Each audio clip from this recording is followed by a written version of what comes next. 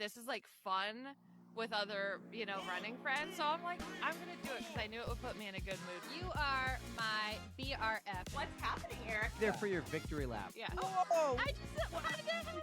How did you do that? And all of a sudden I go to zip it up and I'm like, why is the zipper in the front right now? 0 out of 10 on the recommendation scale. I am literally crying from laughter and from so much love. Oh my God. It's like I see off for your cornhole.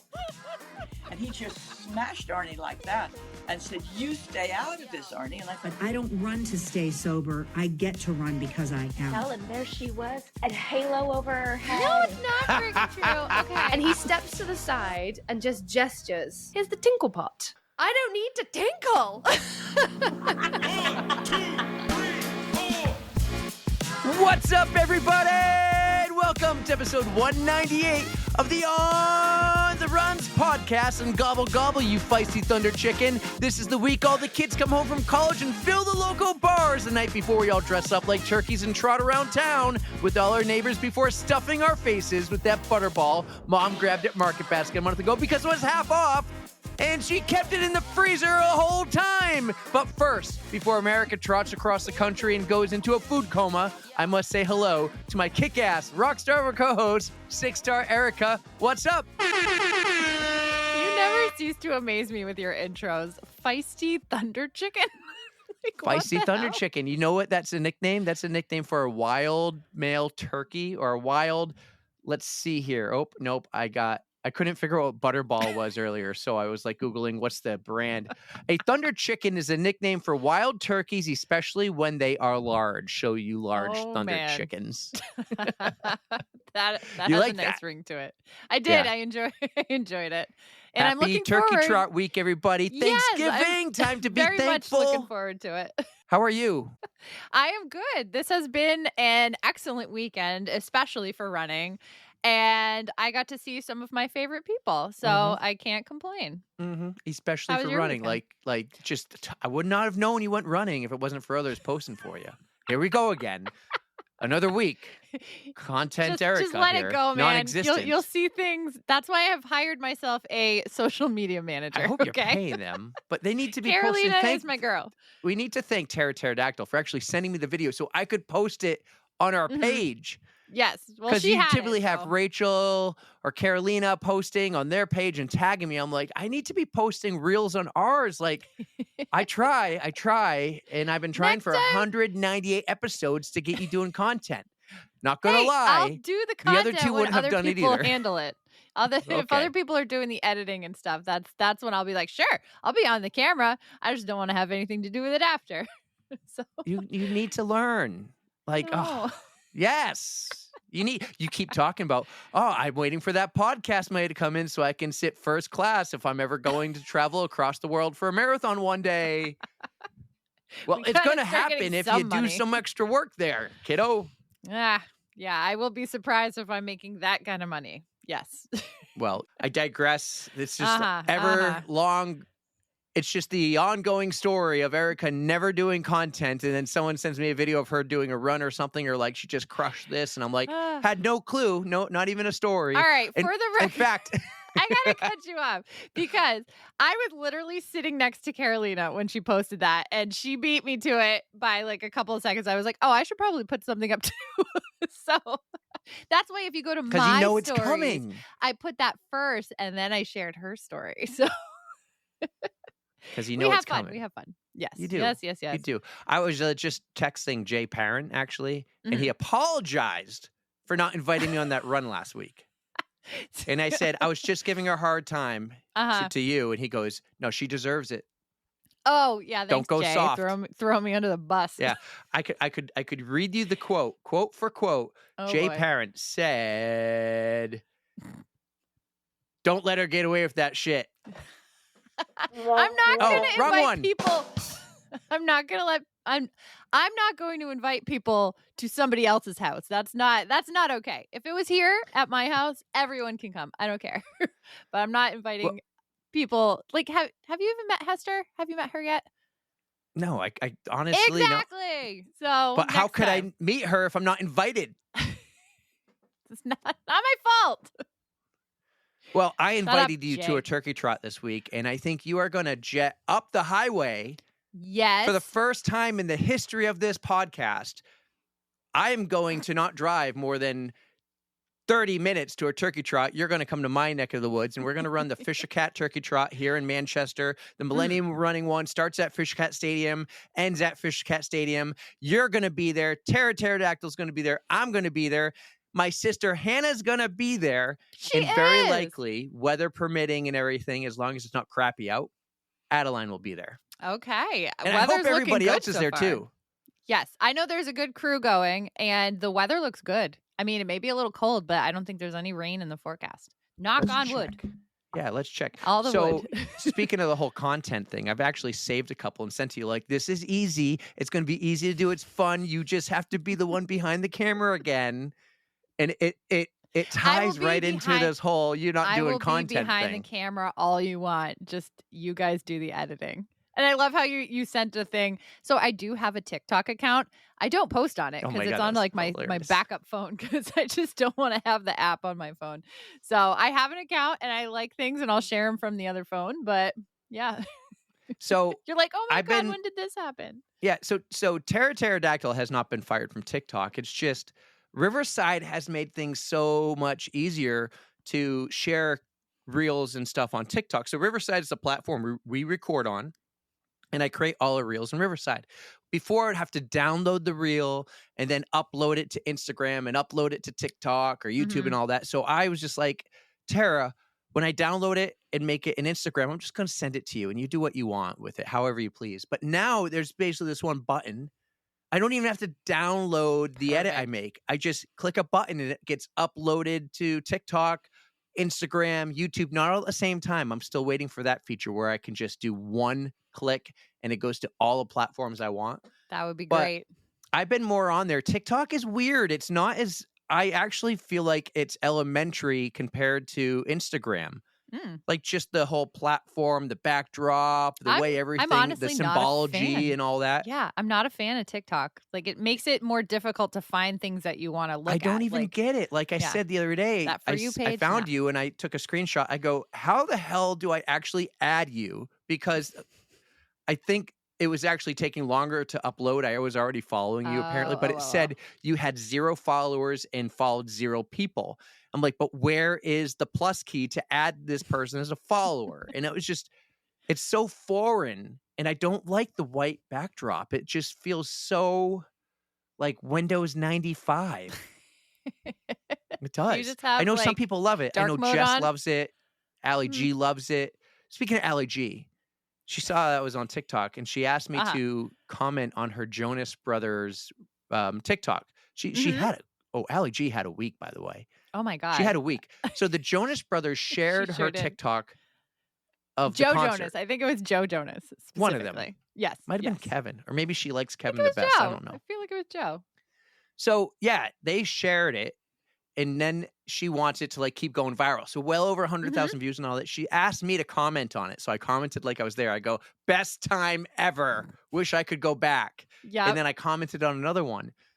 So now the algorithm thinks I love the Jonas Brothers. Oh, that I is don't the even best know one twist. Jonas Brothers song. The Jonas Brothers are great. And by the way, they're coming to Manchester next month. And I'm very sad because their tickets are very expensive. But you have nothing to pay for in life. Why can't you Yes, go I see the do. Jonas Brothers? I What have are you a talking about? mortgage. I have a mortgage and I have 3 a- kids. I have a car. Well, that's I that's have on 2 you. cars. Do you have car payments for them all, Mr. I paid them off like a responsible 250,000. adult. Well, so sorry. I don't want to cough up $38,000. I was in fear of having to buy a new car. Oh yeah. I got in a car accident. Oh, that's right. You had an interesting week I had a between week. that and your toe. Are we talking about your toe? Yeah, where should we start? Should we start from the beginning? Might as well Let's- go for it. Let's Fill give me everybody the in. Wayne's World. Give me the Wayne's World. Diddly-doot, diddly-doot, diddly-doot. All right, last Monday when we recorded the Tros, I said like, oh, I did something to my toe. I stubbed it or whatever. It'll be fine the next day. It was not fine the next day. I didn't even go to work the next day. I couldn't walk. So I stayed home and the boys were here and they were all over me. You know, you don't realize how much they use you as leverage to climb up on the couch and stuff. and they're like using my foot, and I'm screaming every time they hit my toe. My toe was so sensitive and painful. This is the outside of like the big toe on my right foot of like this joint where it kind of sticks out. I couldn't even put my foot in my UFO sandal. It wouldn't fit. It was so swollen. I start Googling everything because Dr. Google, it's extremely That's a accurate. dangerous game to play, man. It's extremely Listen, this isn't 2004 anymore with WebMD. This is 2025. Google knows what you're talking about. If you put in a really good description. AI. So it came down to two things. I either have one, a stress fracture, which I don't believe is the case. Okay. Or I have two, gout. Oof. And I strongly believe this was gout. It was so painful. I couldn't. Tuesday, Wednesday were awful. The best I ever felt was when I was driving because my foot was always in this position. Mm-hmm. And the toe is facing up. So the blood was coming down. And I'm doing the icing. I'm trying to keep my foot elevated. I'm doing everything. I took some ibuprofen. I learned what an NSAID was. And then I finally went to urgent care on Thursday thinking to myself, I should really go. Whoa! Ladies and gentlemen, my social media manager just arrived in the studio. Hold on. I need to give her a proper introduction. We have Carolina on the podcast. By the way, I love your hat. Thank you for wearing Thank it. you. You're a little... It says you're a little...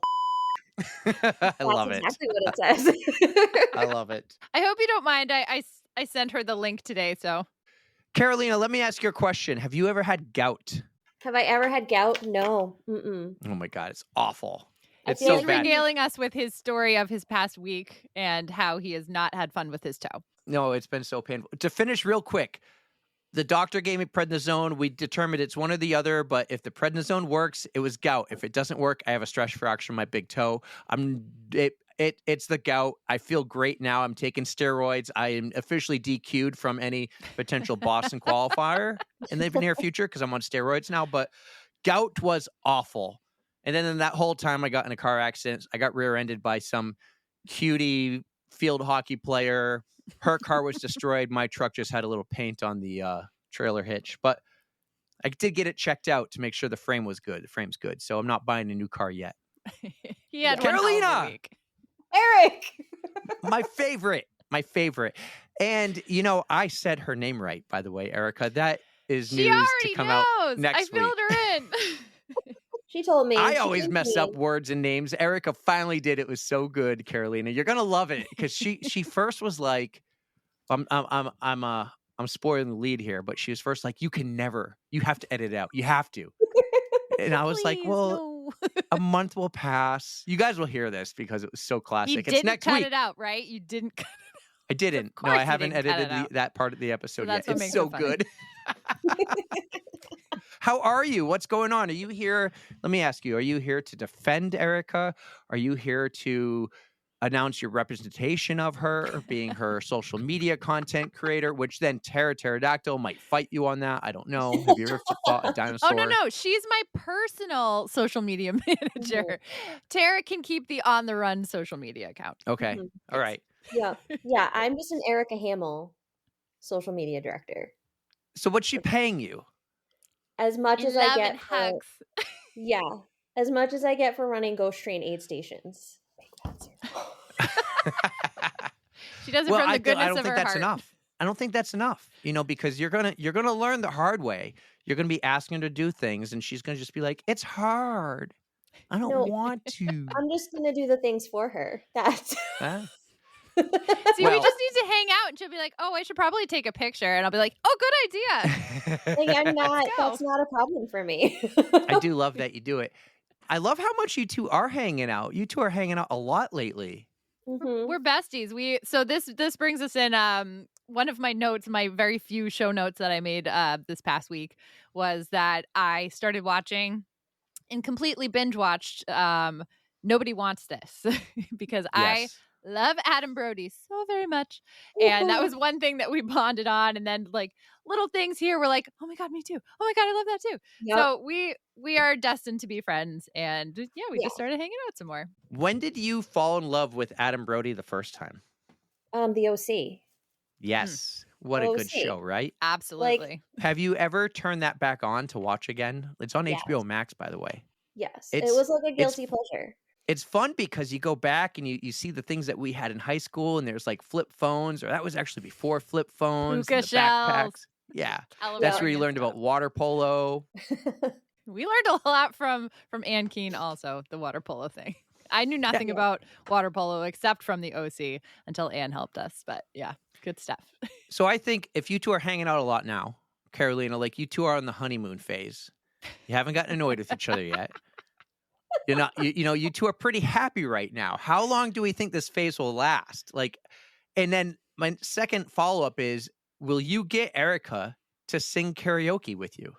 Oh, that's next. She has been to open mic night with me Mm-hmm. when we talked about karaoke. So I think that's next. And then I'd be that's more probably inclined where, for that.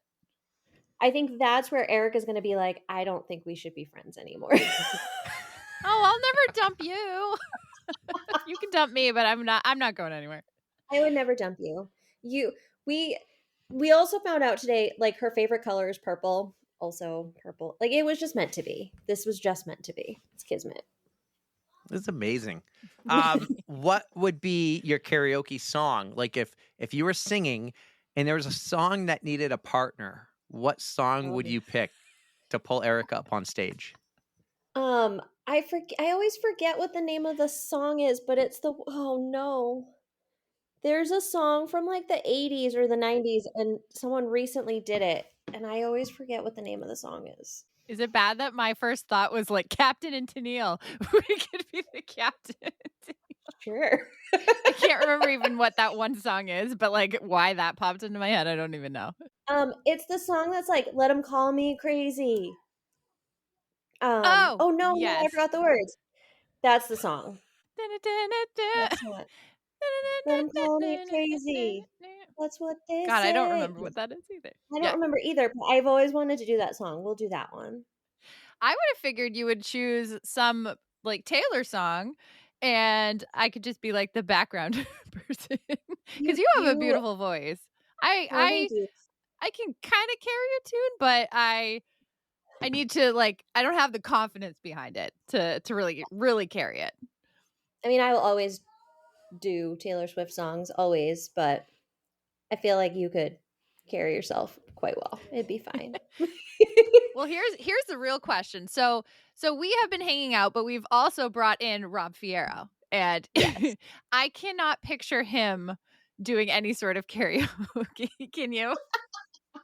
I feel like we would have to have shots beforehand, and then Is he maybe a shot guy? Like I've seen him drink a few beers, and so we know that he can drink, but shots. I feel like we'd have to spike his beer with something, or I we'd don't have know. to, yeah. No, My beer? No. We were talking how so we've been hanging out, but we've also been hanging out with Rob Fierro. So he's the Ghost Train race Yes. director. Did you get to meet him when you were there last time? Not officially. He came over and talked to Ultra Chad and stroked him off a little bit for coming to the East Coast, and then he said, "I gotta go." Okay. So.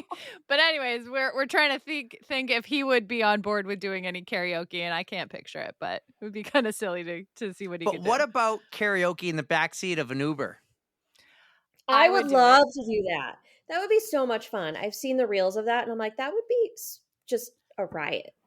It looks like a blast. Yeah. I would, if it was me and a couple guys, I would pick Bohemian Rhapsody. I love this one where these couple dudes picked Friday by Katy Perry. I think that's, that's a Katy good one. Perry, Oh right? yeah, last Friday Yeah. night or whatever. Yep. There's this guy, you get in the back of his Uber and he goes, "I have a surprise for you. You pick any song," and then you pick a song, and then he turns on like these LED lights in the back, gives you Bluetooth microphones, and you sing karaoke. It looks like a blast. That would be fun. I think we need to do that in Manch Vegas. Like we can just get the minivan. Are you driving? Yeah. And just get content. That would be do really it. You could do fun. it in 6-star mobile too. Then you As could long as I have pay my for that social lay media down seat. manager. Yeah. Pay for the So- lay down seat. So what are some of your goals? I'm back because Tommy had a minor code brown. And when I say minor, it was like just a streak. But what are your goals, Carolina, now that you're representing Six Star Erika in her PR department / taking some of the content? To make sure that Erica's having fun, so I will take the pictures and the videos for her. Okay. She Are you gets going to me. make her She just do gets me. silly things, or are you just going to do it like a story? Here's Erika at mile 13. Now Erika's at mile 6, 7. I mean, I think it depends on the race, right? Because like Notch View, if it's a silly time, then we'll do silliness. But if she's running like a marathon and going for a PR, then it's going to be like, oh, all right, we're seeing her at mile 13 and she's love hitting it. her goals. And We're going to have to give you the admin credentials to the Instagram account. If Because you the- remember what the password is. Yes, yes. I can't get into it. I can't get into it. Well, you need to tell me this because I would have like I have. I just have have to told be you. on my phone at the same time and give you the code that Oh. gets emailed to me. But anyways, we could do this because the thing for me is this content has to be on our account, not Erika's, because it doesn't help us when it's Right. not on our account. And so Right. Tara Pterodactyl gave me the one this weekend, and I took a screenshot 12 hours in. I go, look at the numbers, look at the insights here. Like they're skyrocketing because it was on our account versus a shared story post. So it is all like, I don't want to be doing a ton of a bunch of silly shit, but I think we need to like work on that growth for 2026, and this stuff's going to help. And I need Erika on board. Like, it's a little bit of a joke, but it's also not a joke. I know. want I her know doing you it. mean well, and it's just I don't know.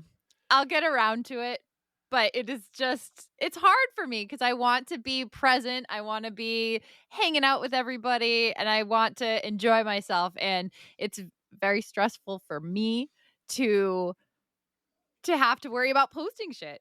Because especially if it's a video, God, if I have to edit anything, it's going to take 45 minutes. Well, and then you I'm like, take hold the on, don't talk. content, you I gotta- edit it later.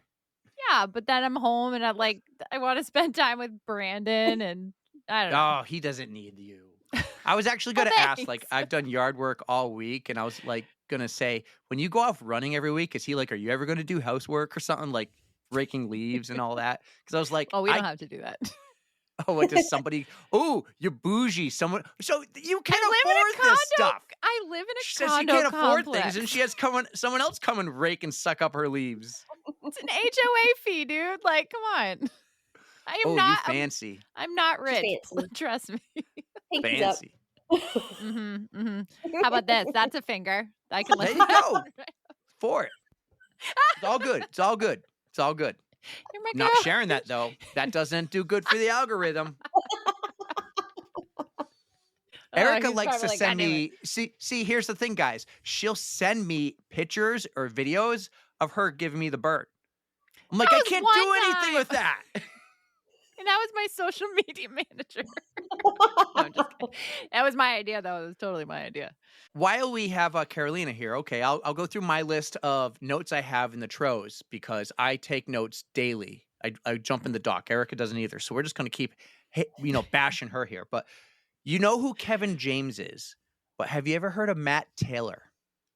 I have because you sent us a thing about it.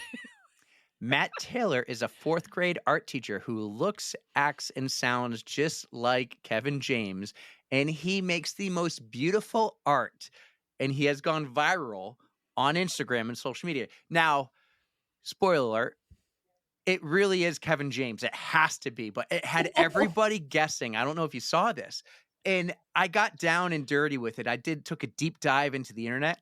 I think it's actually he's prepping for a movie he's doing next year, and this all ties into it.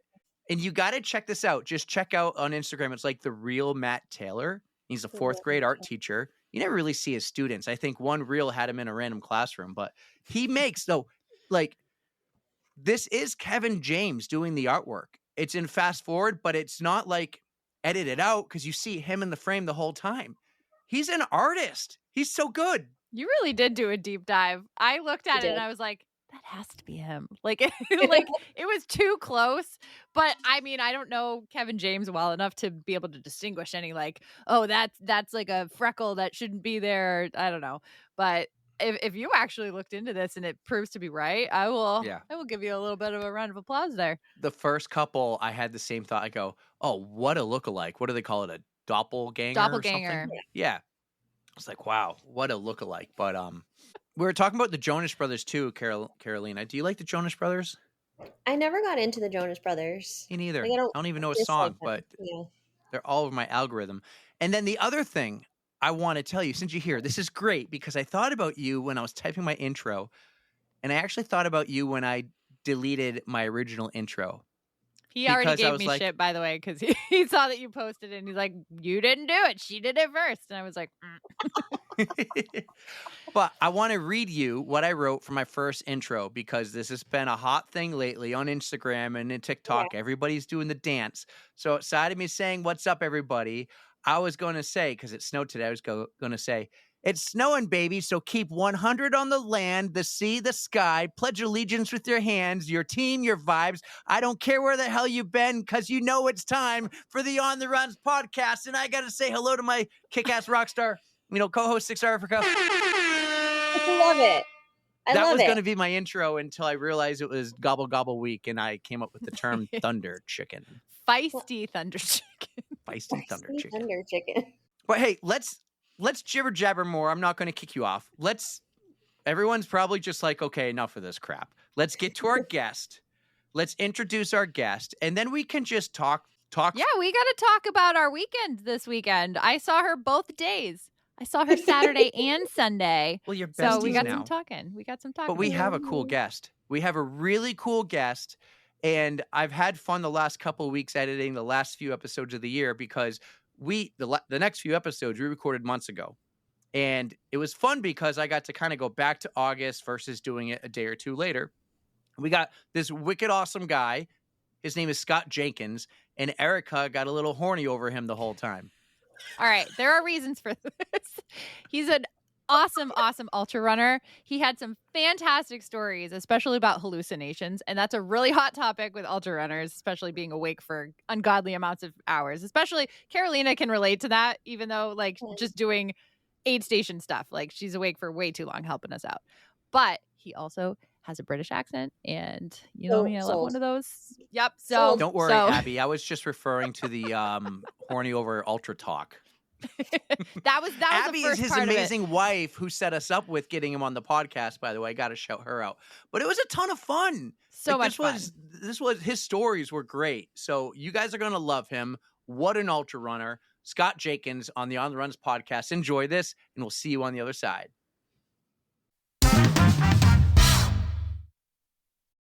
Our next guest on the pod was originally from across the pond, but he came over here to the East Coast. He's a badass ultra runner, and we're wicked excited to talk to him and hear some amazing ultra stories. Scott Jenkins, welcome to the On the Runs podcast. What's up, buddy? It's a pleasure to be here. Thank you so much for having me on, guys. It's so cool to come on the show and just talk about some of the stories we've accumulated over the years through ultra running. So I'm excited to be here. I'm excited to be in America. And just really enjoying the experience so far. It's been great. Oh, we're so happy to have you, Scott. Well, I think it's so awesome. I love when we get more ultra runners on the podcast, just because this is a newer territory for me. And I just like to meet people who have similar experiences and you know how misery loves company. I was just going to say, is it because you ultra runners are slightly unhinged? Yeah, and a little bit crazy that the stories are going to be a little bit bonkers. That's the best kind of stories. Yeah. Now, hey, you live in the States now. You're in New Jersey, I think, but you're originally from the UK. And when I was looking into things, and I love how Instagram has highlights. You don't usually see people posting on them, but I watched a couple of yours. We're friends with the Boston Run Show, Raccoon Media, and they have this huge run show in the UK called the National Run Show. And you've gone to it. I even think you've been a big part of it. Is that correct? Have you been to the National Running Show, which is huge out there? Tell us. Yeah, that is correct. I'm very lucky to have been at the National Running Show twice in the UK and twice in the US. So yeah, I presented up at Heinz Convention Centre twice, and twice in the NEC in the UK. And I know the Raccoon Media team really well. Mike Seaman, who's the founder of the company, is just such an awesome company. I love what he's doing with those shows. Top bloke, really good guy. We are a big fan of Mike over here. He is super cool. And He is. yeah, I know that he's got some big stuff coming up. Him and Susie Chan, two of our pod fam, they're going to be doing the Javelina 100 this year. And God, I wish I could go out there and crew for them. I don't think that's in the cards, but I know Susie very well as well. We've been really? so plenty of runs together. She's an absolute legend as well. She very kindly placed me in a 100-miler once. No way. Not a big deal. Yeah, it was pretty cool. Although she may have stumbled and done a bit of a forward roll at one point during the evening section somewhere near Reading in the UK, if anyone's familiar with that area. But the National Run Show, like, it's an incredible opportunity to go and present at that. And so just a quick story, I suppose, to kick us off, because we're talking about stories. Back in 2010, myself, my brother, and our friend Rusty, we were lucky enough to run 2,000 miles from Boston in Massachusetts all the way to Austin in Texas. So we did a marathon a day for 75 days. And when we were picking somewhere to start, we were like, well, we might as well just start in a pub. We can have a pint and then be on our way. So we started from a bar over there called McGreevy's on Boylston Street, Irish bar. And I didn't know at the time. Off we went, ran 2,000 miles. And then, back in 2022 and 2023, I got to present at the run show, and we went in 22. And I was like, I wonder where this place is. I'd love to go to that bar. And it turns out that, some 12 years later, the bar that we started from was right across the street from the convention center. And I think, younger me, when I left that bar, would never have thought one day I'd be coming back to talk at the Running Show USA. So that was a very special moment and something I'm proud of. I also think the proprietor of the bar was probably like, you've been away from this bar for a while. Where have you been? Like, did you just run back? What's going on? That is the perfect way to start off an incredible running journey. That mileage is just mind-blowing at this point, but you got to start it off the fun way. There we go. Yeah. Now you're here on the East Coast. You're in New Jersey. Do you ever make many trips up to Boston? I've been to Boston, because obviously with that run, it's got a bit of a fond space in my heart, Boston, I've got to say. So I've been there about 5 or 6 times now, and every time I go, I still go to that bar and I get a whiskey from the bar, which is there. Well, I know you're going to go to that bar again, but I want to give you a little insider tip here, a bar not many people know about. Okay. It's called the Green Dragon.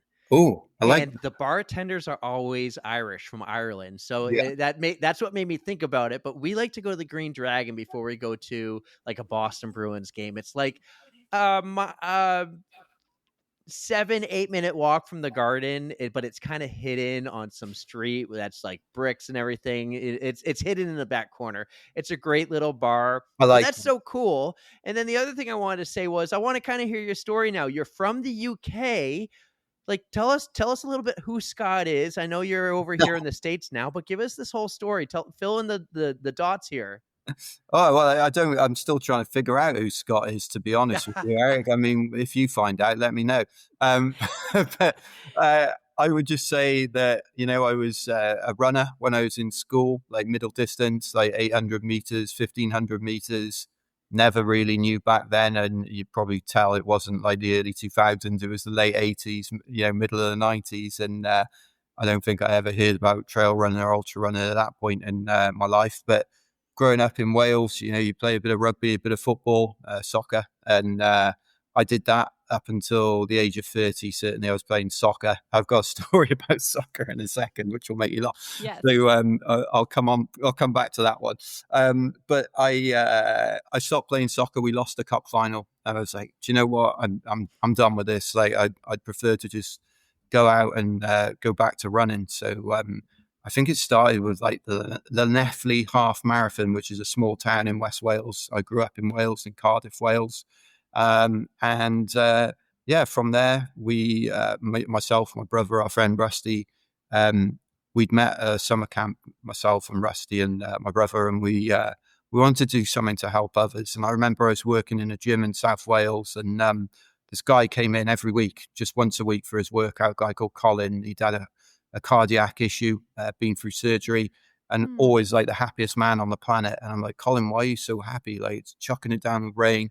And he said to me, well, feel like I've had a second chance at life. And didn't land with me straight away, 30-year-old, and thinking, well, what do I want to do with my own life when, I look back and hopefully do something that I could be proud of. And that's where we kind of came up with this idea of, well, let's go and raise some money for the British Heart Foundation.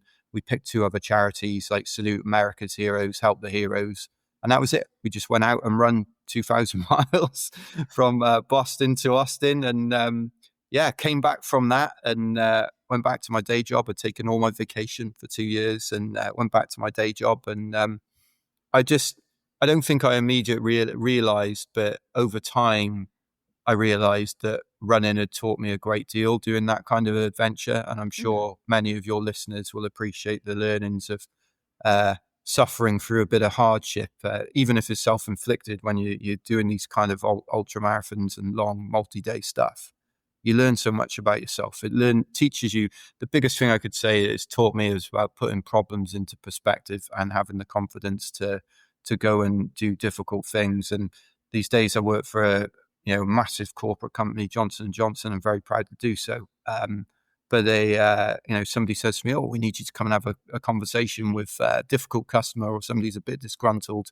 You're like, yeah, it's no problem. Like, if I have to stand on the start line of a race in Death Valley and it's 127 Fahrenheit, that's a little bit more dangerous than going to see somebody who's a little bit disgruntled, and I'm sure we can iron things out pretty quickly. So it's taught me a lot about myself and how to deal with the hardships that life throws at you as well.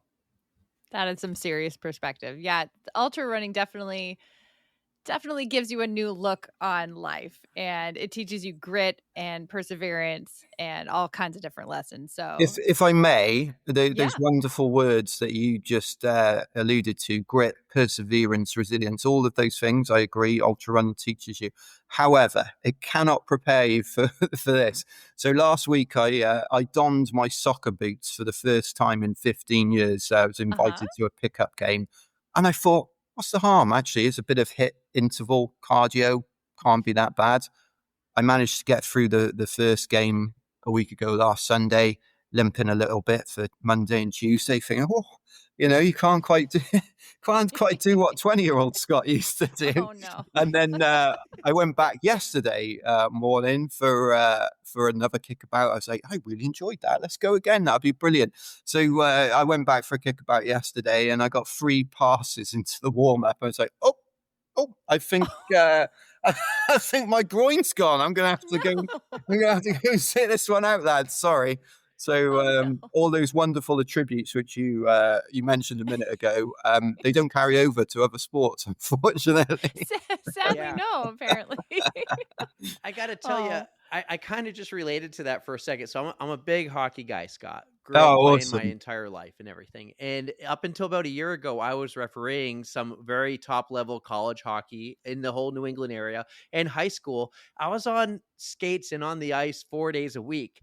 And I didn't get to play for quite a while. And then one day I'm like, I'm going to play because I'll be fine. I skate all the time and I'm like really good at it. I'm really good at reffing and I'm involved in the entire game.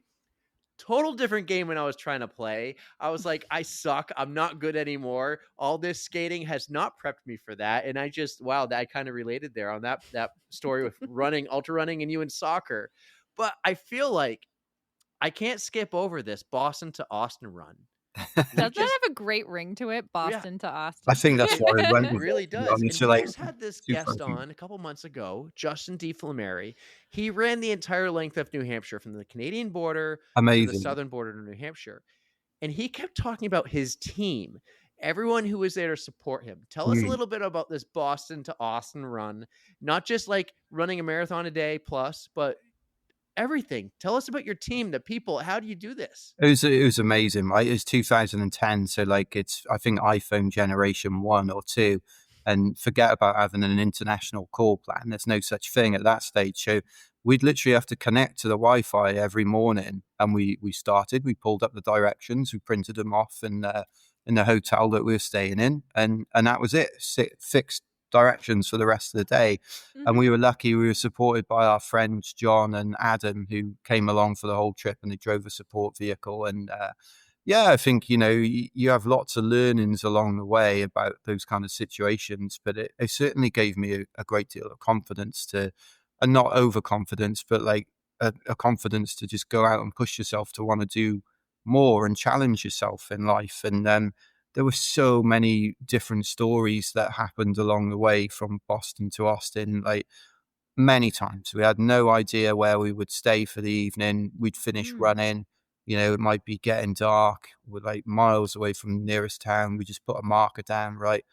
That's where we finished. We got to come back here tomorrow. Then we'd go into town, and we're young guys. We didn't have loads of money to be thrown around on accommodation each night. So we'd finish running, no stretching, zero stretching, which is probably why I pulled my groin yesterday. But we digress. You go into town, and then I'd walk into hotels and try to negotiate a room for the night or get a discount and explain what we were doing for charity so that we'd have somewhere to sleep, or, trying to just live kind of meal to meal or accommodation. It's like Maslow's hierarchy of needs, and all of the trappings of modern life that you think you care about go out the window, and actually all you care about is like food, safety, and having a bit of shelter. But what was really interesting was that, I'd never been a particularly salesy type person, but out of necessity would have to go into these places to try and negotiate, and we'd take it in turns. But that taught me a skill that I didn't really know I had, like the ability to just approach perfect strangers and ask them, questions about things. And actually, that later served me on my career within J&J when I moved into medical device sales. But if I hadn't done the run, I wouldn't have learned that about myself, which then gave me a skill to take into life, which is really interesting. In terms of Boston to Austin, one of my favorite stories, like there's a couple that stick with me. My favorite story was we woke up in rural Tennessee one morning, and there was a tornado warning on the radio, and I'd never heard one of those things. Like, this is a national service. I won't do the accent. Scary, Terrible. right? Yeah. And I'm like, what on earth do we do? So we hunkered down in a gas station. Not sure if that's a good idea. Lots of flames and petrol, probably not good. I've seen Zoolander. And anyway, so we're there, and it meant that we didn't get to start running till later in the day. And that was always stressful because you'd finish later. It might be dark. You don't know where you're going, that kind of thing. So typically, one of us might be quicker than the others over the course of the day. That day, I was slightly quicker, which was unusual for me, to be fair. And we got down to where we were due to finish. I looked at my watch and I'm like, right, 26.2, done. I'm just going to sit here. And I sat down on the curb outside this Baptist church, and I'm in all my running stuff. It's 2010, bit of Lycra on, not really the attire that you would expect to see in rural Tennessee. And all of a sudden, I've got this aroma of like food being cooked. I'm like, oh, that smells so good. I'm like hungry. I'm waiting for the guys to finish, and I turn around. There's these two gentlemen who were in the car park of the Baptist church cooking some hot dogs on like one of those barrel barbecues, and I was like, I just looked at them and they looked at me, and then a couple of minutes later they came over and they're like, "Hey man, what are you doing?" And I was like, "Oh, you'd learn it by that time. You're like, I'm running 2,000 miles," and like people's head would explode. They're like, "What? Well, you're not from Tennessee. What's going on?" They said, "You must be hungry." I said, "Yeah, I'm really hungry. I'm pretty ravenous by all accounts." He said, "Well, we're making some hot dogs. Do you fancy a hot dog?" I said, "Oh, I'd love one, yeah." So next thing you know, we're over at the barbecue, and then the boys finish running. They come over, and then these guys are calling up their buddies, and they're good old boys, right, from Tennessee. Next thing you know, the whole of like this rural community were in the car park, like come to talk to these nutters that are running across America. And they're like, "Where are you guys staying?" Like, they fed us and watered us. So I said, "Oh, well, we're going to drive to the nearest town." They're like, "No, it's 40 miles. That's an 80-mile round trip.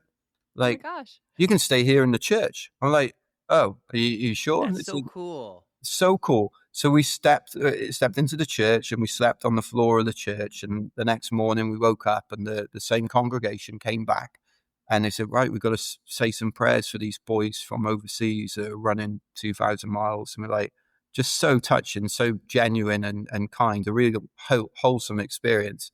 And then we went on our way. They wished us luck, of course, and we got to the finish of the run, and I went back home to Wales, and my mum said, "Oh, it's Christmas time. She said, there's a card there for you from Tennessee." And the church from Tennessee had taken the time to find us online and sent us a Christmas card saying, "I hope you completed the run. Well done." I was just like, Incredible. that's That's awesome. So heartwarming. amazing. Heartwarming. I'm friends. I consider to call myself friends with this guy on YouTube. His name's Ryan Van Duzer. And Okay. Ryan bikes across the country. He does a lot of thing on biking. He's not doing it for time. He's doing it to meet people and have those same experiences. Yeah. And in many of his videos, he's staying in these local towns, and people invite them to stay at their house or to camp in their Amazing. yard. And the churches are one of them. Like, oh, you can camp in the yard here behind the church, or in the town. Like the town has this center green or something, and I've never seen it personally, but I hear these stories and they just seem like some of the coolest, best stories in the world, because Honestly. the people in that local town of Tennessee, like you talked about, like, you can stay here in the church. And there's times that he slept in the church. And you had one of those same experiences of this town that Ryan has had. And I think that's so cool. I've yet to experience it, and I would love to experience that one day. Do you know what? You've absolutely hit the nail on the head there, Eric. I think, the media reports so much negativity. I mean, they thrive off negativity in the press, right? But there's so many amazing experiences I've been fortunate to have that just restore your faith in humanity. And, it certainly makes you think, again, that word perspective, the world in a different place, because we're kind of trained to like think, oh, strangers, danger kind of thing. Mhm. But actually, like, most people are just like us, like, they just want to have a chat and, meet people from new places and exchange, like we are now, stories, Yeah. right? And you brought up a great point, because that's something he kind of says a lot in his videos. And one place he goes to frequently and rides his bike is Mexico. And the media makes you just think Mexico bad. Like, Yeah. unless you're at a Mexican resort, like an all exclusive or whatever, inclusive. But he bikes in these very, very like poor areas of Mexico, and the people are so nice. And everywhere he goes, he has the best interactions. And I love that you had that. That's so cool. That wasn't even an ultra. That was just an epic 2,000-mile run from Boston to Austin. Just a light jog. It was no big deal. Yeah, a light jog. Not an ultra. Jesus. Unbelievable. No, So that is cool. just a prime example of not just the running community coming out, but community in general, just taking Absolutely. care of people in need. I mean, you had to deal with not only physical challenges from just running that much every day, but logistics. Yeah. And Yeah. I have to say, like, kids these days don't understand how difficult it is to navigate using paper directions. Like, my people will not realize how hard that was. I was talking about this with my wife a couple of weeks ago. I'm like, we're so lucky because obviously we're living in a new area, so we don't know where everything is yet. And we're still figuring out our parents. I'm like, Yeah. we're so lucky to have like Google Maps and Waze to like direct us. I remember the first time I came to the States in 2001, I had to buy from Walmart like one of those big paper atlases, like Atlas. 80 pages, which are interesting. I like looking at maps, but like not the most convenient when you're on a motorway and you're like, oh God, we've gone the wrong way. What do we do? Yeah. Ideal. Well, there's the scene in the movie Castaway where Tom Hanks takes out the map and puts it on the hood of the truck, and he's trying to figure out where to go next. It's just like, wow, that it seems so foreign today. But you mentioned you and your wife are in a new area. Did you just recently move from the UK? How did you come across the pond from the UK over to the States? Yeah, just something that we'd always wanted to do one day. Even the first time I came to the States was to work at a summer camp in upstate Pennsylvania, again, teaching soccer when I was a lot younger without the going straight. And I was kind of blown away by the kind of quality of the outdoors, which I really, really like. Obviously, being an ultra runner, spent a lot of time in the outdoors. And I just thought it'd be a wonderful place to live one day. But it's very, sensible person. It's very difficult to achieve. And I think, through Boston to Austin, I was lucky enough to learn the skills that enabled me to get a career in medical device sales. And then through similar kind of characteristics that I learned through running about putting the hard work in and ultimately trying to get some rewards, I was able to, get through some good positions within J&J and ultimately was offered the opportunity to relocate to New Jersey and achieve something that I wanted to do 20 years ago. So it's something that feels really special, actually. And even right now, like one of our friends is staying with us at the moment. She's over from Scotland, and she was commenting about the area and what a pretty area it is. And I said, well, to be honest with you, I'd wake up every morning and I'm like, oh, I can't believe like we live here. It's like, it seems a bit surreal. So I'm still taking it all in, but really enjoying the adventure. Excellent. Well, welcome. We're happy to have you. Thank you. Yeah, Thank you. and we might be a little biased, but you should come up to New Hampshire and you should see the We mountains. got some up good here mountains and- up this way. Yeah, you should come up here, check it out. I would like to. Is there 100-miler up there called the Jigger Johnson or something? Is it? Or Yes. is that, I was looking at that. It was tempted, but actually now I've had that slight injury. I'm not going to do it. But I've heard good things about that race. Next year. Now, are you into ultras that are loops, or are you in like point-to-point ultra runner? I would prefer a point-to-point course, Okay. but I'm not averse to doing a loop as well. Well, if you're looking for a little loop that's just like a easy breezy jog, you know, I don't know if this is a hard ultra marathon, but one of Erika's favorites is called the Hamster Wheel, and it's in New Hampshire. Can see where this is and going. She's there every year. It's a the great dumbest race in New Hampshire. Yeah. That's their Just tagline. round and round. It's exactly, and it's one of her favorite races. It's a great community, some amazing people. Again, I might be a little biased. I know a lot of them. I won't be there this year, but Erika will, and that's I a need to fun check it little out. race in New Boston, New Hampshire. Mhm. Well, when we get done tonight, I'm going to Google it and I will look at the hamster wheel. Please Nice. do. This year I am just showing up. So last year was my third attempt at it, and I wanted to hit the 100-miler because it had an awesome buckle with a hamster with these glowing red eyes, and I'm like, I have to have it. This is my year. And so many people turned out to help get me through it and hit that 100 miles that this year I'm going to pay it forward. And I'm going to set up camp. I'm going to crew whoever needs some help. I'm going to pace whoever would like some help. So I will That's be there awesome. just in that capacity. So if you do decide you are going to come up, you let me know and I will help take care of you. Well, thank you. I really appreciate that. And congratulations, by the way, on your recent ultras. You've done 3 in 30 days, I understand. Thank you. Yeah, Yeah. Eric mentioned that and I was like, what? No, I didn't do that. And then he mentioned, I was like, oh, yes, I did. Oh, no. 3 in 30 Not days. my smartest move. A But 72-hour, then a 12-hour, and then a 24. That's very impressive. Yeah, Oh, that pretty was much. like 200. How many? I gotta. Yeah, how many miles? A lot. I like that you guys work in miles, by the way, as well, not kilometers. Good. So, Scott, one thing we love is we love a good story. And I did a little bit of research. Abby might have helped me out a little bit here, but I want to hear about the Arizona Monster 300 and something about crowdsourcing a beer while running. Oh no, that wasn't the Arizona Monster, but you're right. I may have crowdsourced a beer or Crowdsourcing two a in my beer, I time. Well, like I'll hear that. about both. Tell me about the monster and then tell me about the beer. Yeah, so I was very lucky to run the Arizona Monster 300 in the inaugural year back in April this year.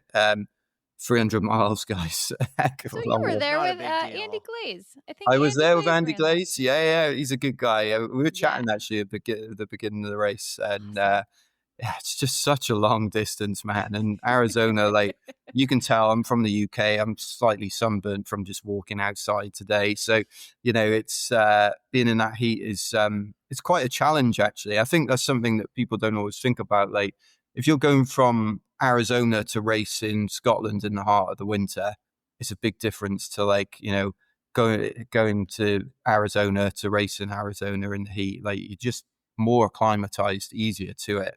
So I had to do a lot of acclimatization sessions in the sauna, and then went down to Arizona.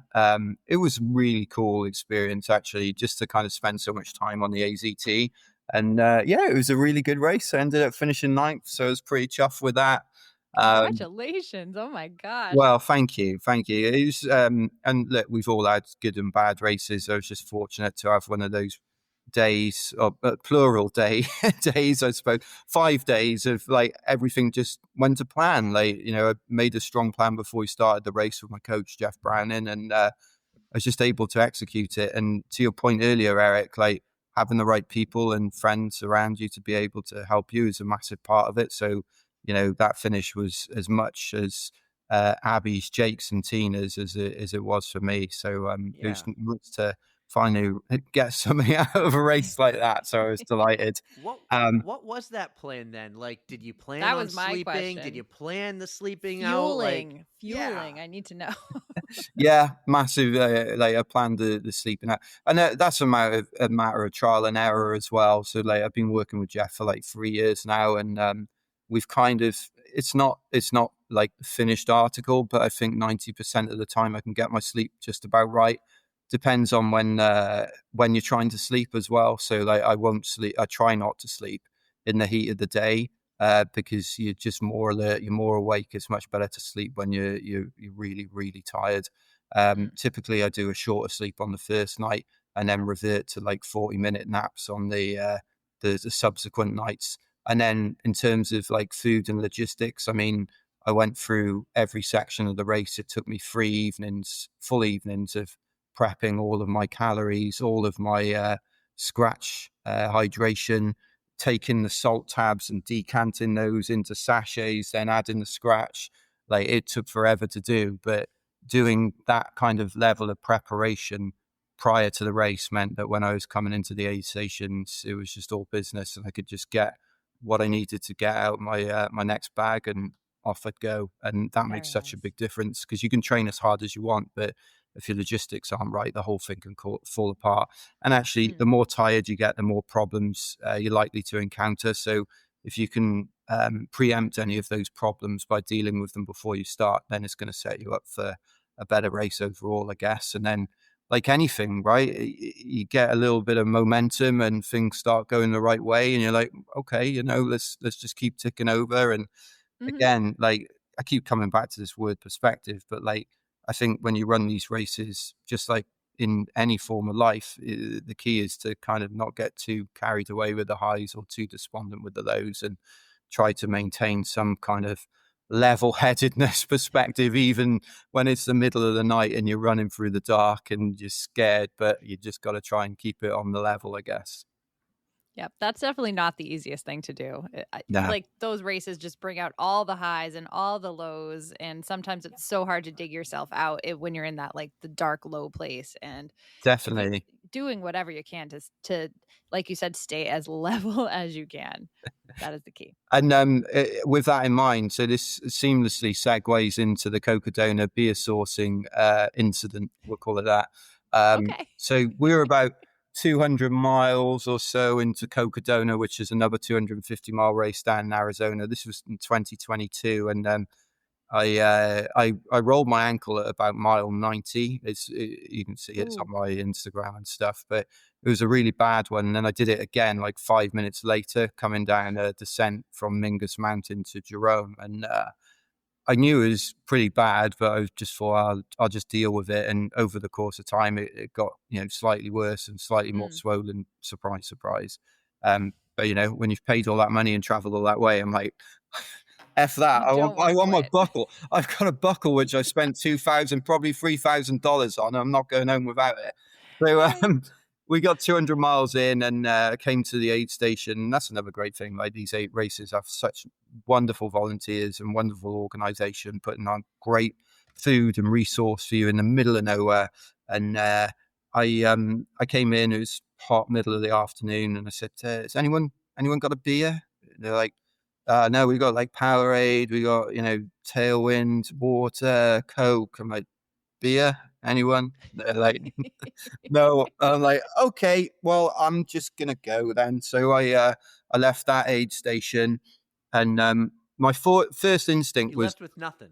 I just left with my like usual like Tailwind, water, kind of not moody, but a little bit like, oh, just love a beer. I know why it was. I was like running through the pines and seeing like these people out camping, and you see the RVs, and when you got nothing else on your mind, you're thinking, I wonder what they've got in their fridge. I bet they've got cold beer.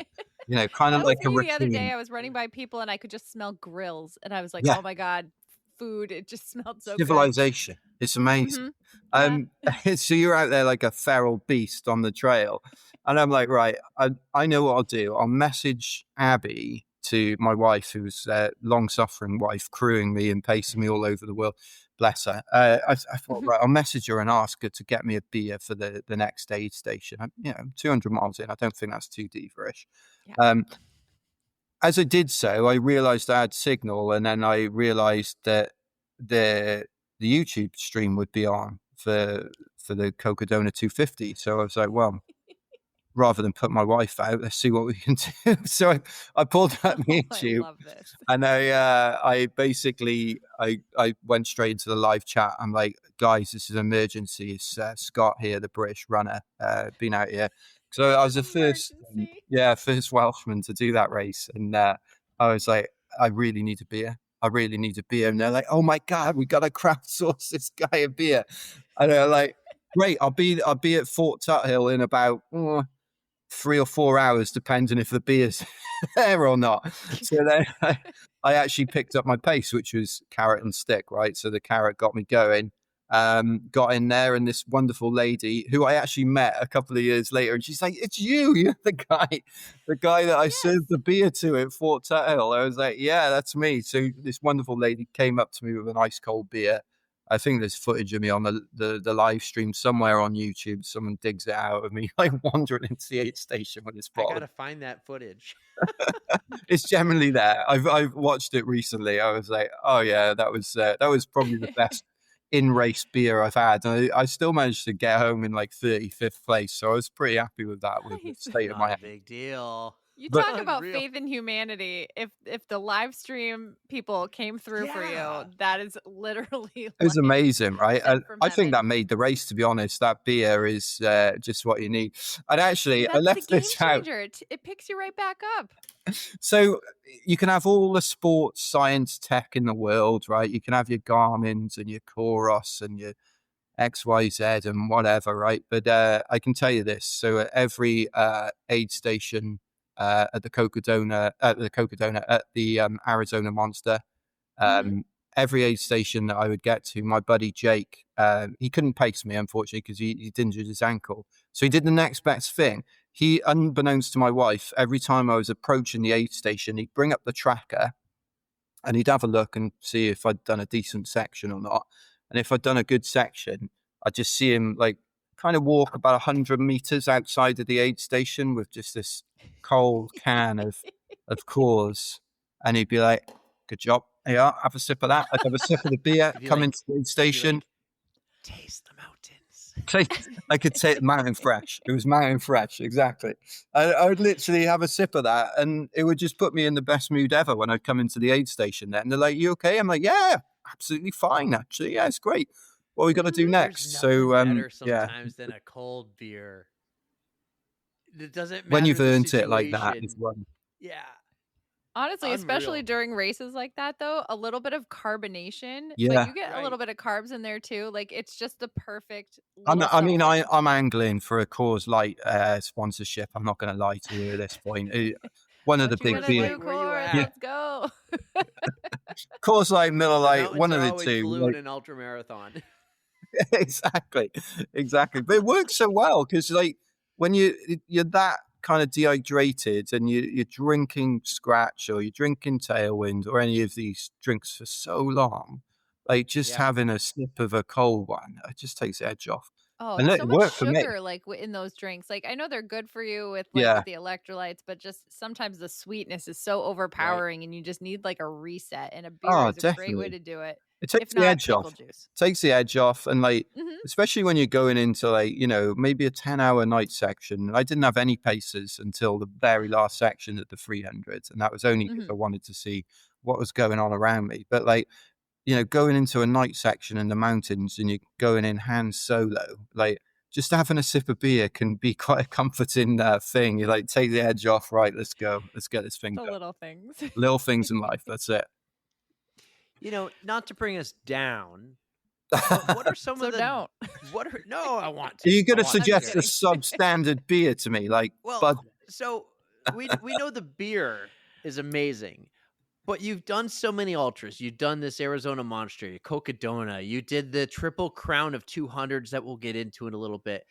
But what are some, like, maybe we'll call it learning lessons, or as I like to call, code browns? Now, a code brown isn't necessarily crapping yourself, but it's an oh crap moment.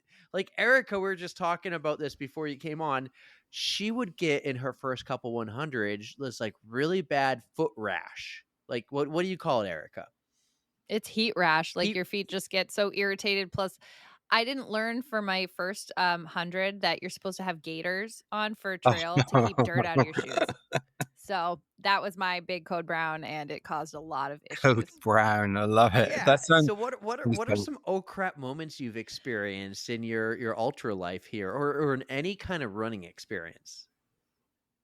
Well, there's quite a few, I would suggest. There's two that kind of really stand out, one more recent, one more old. So a true code brown, if you like, Eric, was back in 2014, 2015. Oh, no, sorry, 2015, 2016. I'd read about Badwater when I finished Boston to Austin. I was like, I'd love to do Badwater one day.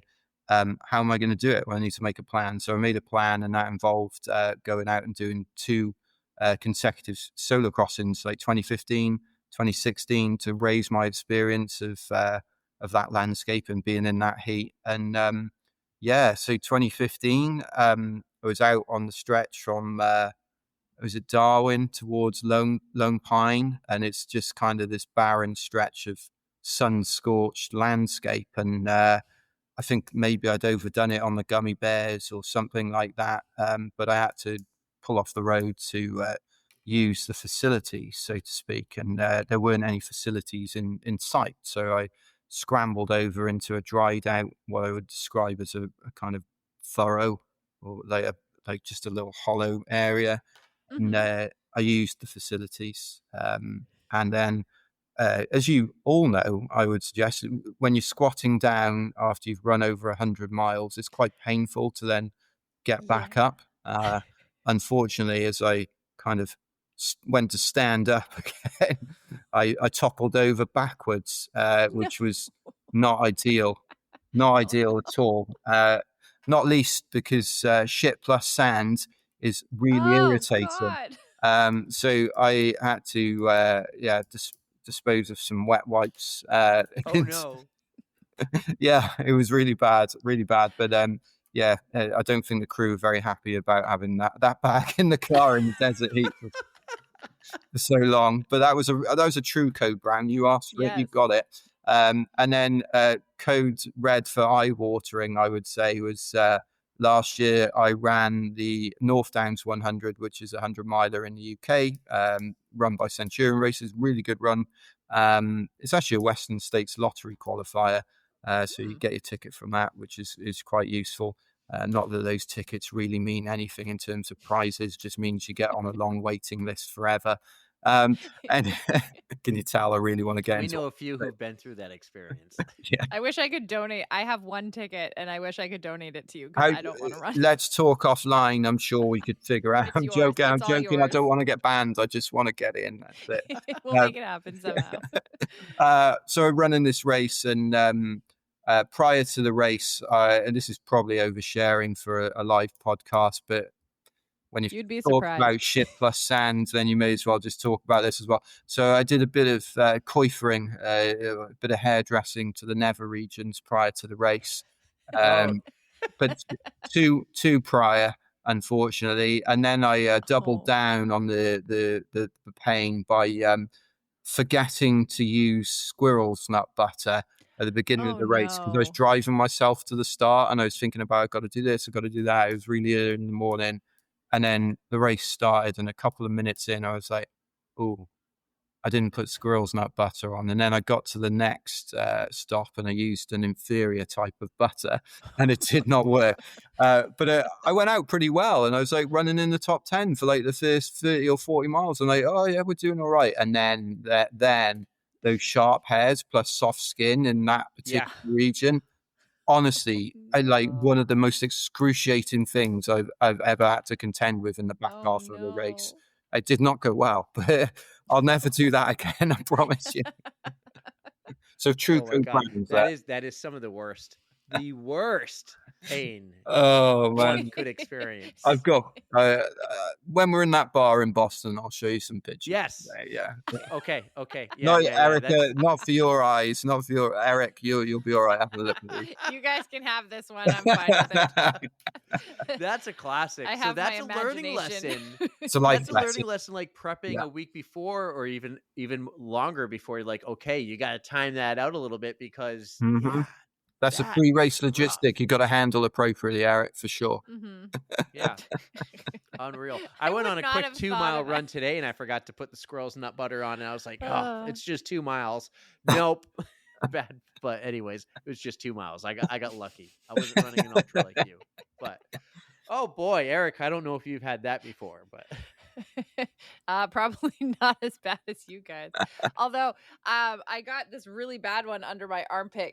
I think you can see the scar. Oh yeah, I I can. got that during my New Jersey one, and it did not heal in time for my Oh anchor no. down the weekend after. So I finally bought Desitin, the baby rash ointment stuff, Oh, and is it good? worked wonders. I it's the just literally best. took a plastic baggie and I was like, "Sloop." Isn't it the Like best? no deodorant all weekend, just straight up Desitin under my armpits, and it was wonderful. I'm on a work trip right now, and I brought Desitin with me. I'm like, I Mhm. gotta, I have kids, so I learned, Scott. I don't have kids. I don't know what this Took stuff about is, forever. but it sounds good. Yeah, I Baby rash learned like ointment. this. Yep. I had really bad chafing one day. This is my own thing that I figured out on my own. I was training for an Ironman or something. I had a really long run, and the run went great, but the aftermath went really bad. And we have Desitin for the kids when they're babies. And I was like, you know what? I need this to heal up really fast. And I threw it on, lathered it on at night, and it worked like a miracle. It was a charm. And that is my go-to now. I will be on the road traveling, and I know I have a run. I forgot it. I'll go to CVS. I'll get like the IV sticks, the hydration sticks, and Yeah. I get like chafing cream. Not chafing cream, but diaper rash cream. It is the absolute best. It's my code brown commandment. Chafing cream diaper rash cream cures chafing overnight. That's my commandment for the code brown. So, I might do a series like ultra runner shopping baskets pre-run. I think that's a good one actually because like it's it looks like a stoner's gone mad and just gone like I will have 12 cans of Red Bull, 4 bags of gummy bears, some Haribo, some crisps, some chafing cream, some baby rash stuff. Like it's just the most mental shopping basket ever. it I'm would going be to do that. great. And then For you real. follow it up after with the post-race shopping spree, 30 rack of Coors Light, pizza, Yeah. sleep. Yeah, and in the middle, you should do the cut where it shows you in the aid station. You're like, no, I don't want any of those gummy bears. No Red Bull. No, I really Yeah. want waffles. Has anyone got any waffles and a beer? Oh, That you is- can make and some it's- great content. It's always so curious, like what people crave during these ultras, because you can try to pack everything that you might want and just not touch any of it. Like that happened to me where I just packed so much shit that I was like, I don't want it. I don't want any of this. But like the aid station had a grilled cheese sandwich, and it was the best thing I've eaten. Like in grilled days. cheese Like, is good. Yeah, during a race, grilled good. cheese is a good you go-to. never know what you're gonna want. Yeah. Hey, you've done some pretty cool ultra marathons. Thank you. But what is on the bucket list? We know Western states, but like what's coming up? Not just what's coming up, but what's on your bucket list of things to achieve here? That's a massive question. I mean, yeah, Western states for sure. Hard rock, I'd love to do as well. I'd love to go back to Cocodona and run that race. I'd love to go back to Badwater, run that race again as well. I think I could do better at that race now that I've learned quite a bit over the last few years. I don't know. There's so many good races out there that I'd love to do. Tour de Géants, I want to do.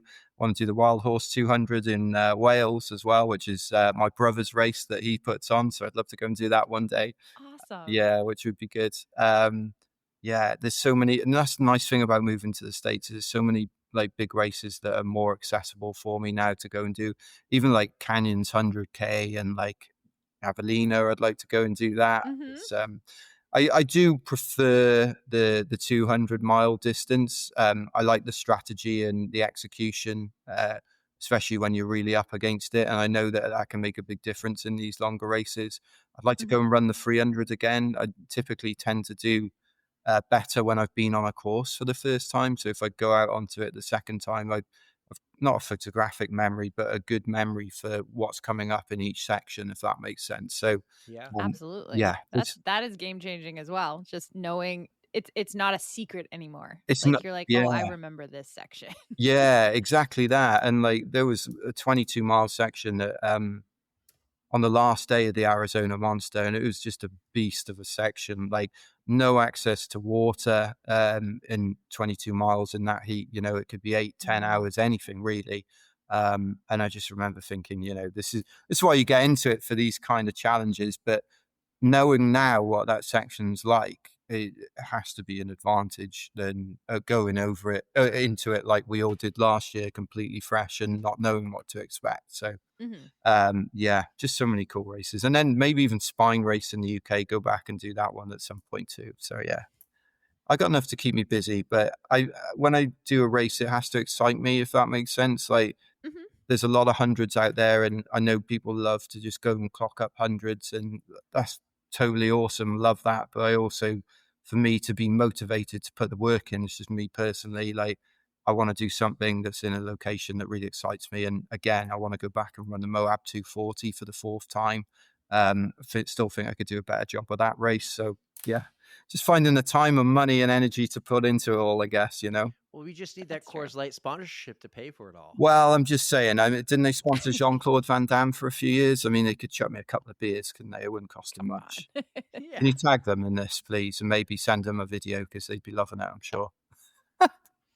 So I love that you are a very experienced ultra runner, but even as experienced as you are, you keep finding ways that you could improve your performances, because I get that way too. I'm like, I just didn't have a good day. I know I can do better, and you just want the event to come up next weekend. Like I just want another shot. So there's always room for improvement Definitely. and growing, and just trying to be a little bit better. If Yeah. that's even making sense. But No, yeah, it happens totally to all of us. does. And I think, hand on heart, I think we all learn the most from when we get things wrong. I mean, failure is the real true learning in life, in my opinion. And actually the true learning of failure is, can you have the courage to alter your course of action when you're later faced with similar circumstances? That's the true learning, is can you apply it later on when you're faced with those similar circumstances? So Yes. for me, like, I've learned so much in running when I've got so many things wrong. And to what you were saying a minute ago, like you think, oh, I buy all this food, and then, I might not want half of it when I'm halfway through the race. Now I've got to a point where I'm like, if I buy this food, I know I'm going to eat it. Like I've narrowed it down that much to exactly what I know I will eat repeatedly. So yeah, I guess that comes with time and failure, doesn't it? Right.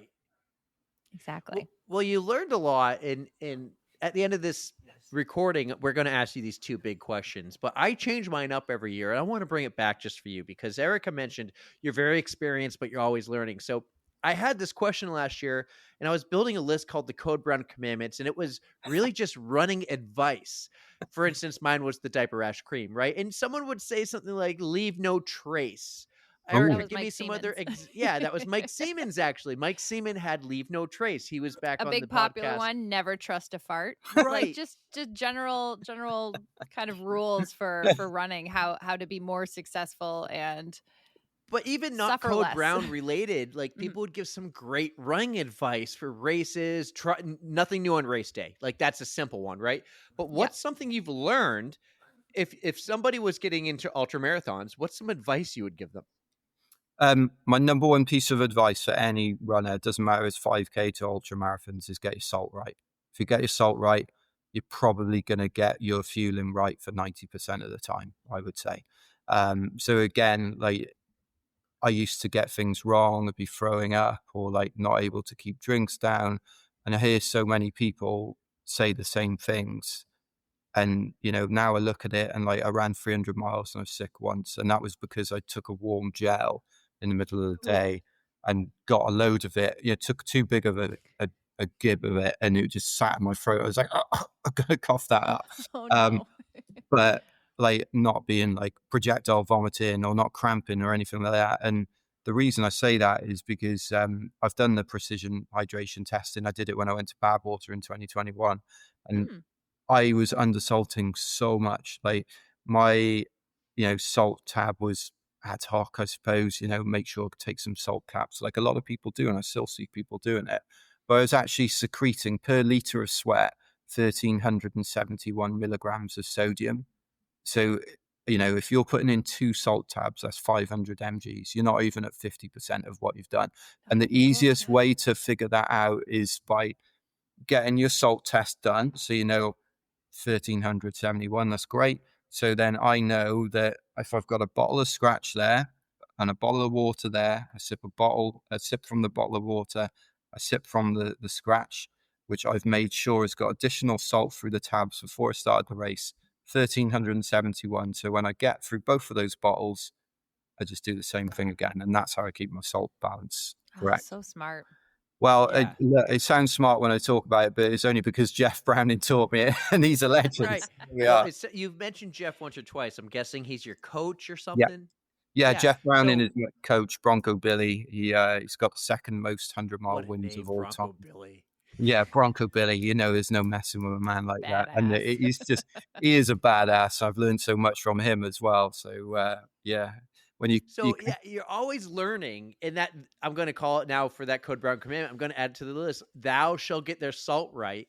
But that's such a cool learning process of doing that. And God, it would be cool if we one day could talk to a salt expert, but like, that's great advice. Get the salt right, understand what you need and how much. Yeah, definitely. And then you have a much more enjoyable experience. Yeah. I mean, like I saw, so my thing was like, I'd never run a city marathon. And then and it's just because I've obviously spent so much time doing 75 in a row. I'm like, what have I got to prove? Just go and get a medal from a course that I might not want to really run around. Like I said, it's got to excite me. So I was living in London for 12 years, and my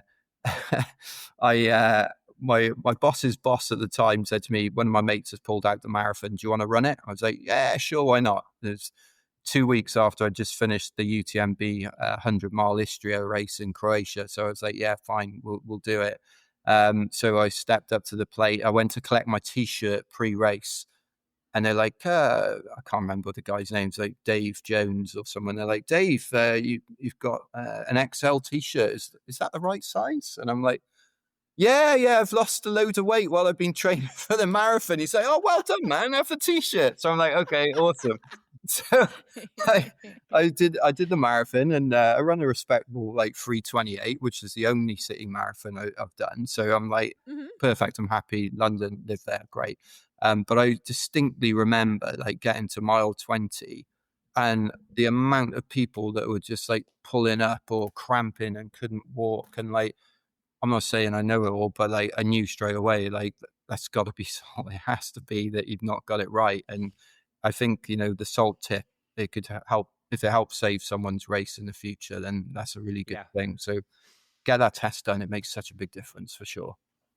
We got to do that, Erika. We got to get a salt I would test. love We'll to document it, put it on the vlog or something. That would be cool. It's really easy as great well. Advice. It's like they like shove you in an oven for 4 hours. Like it's down.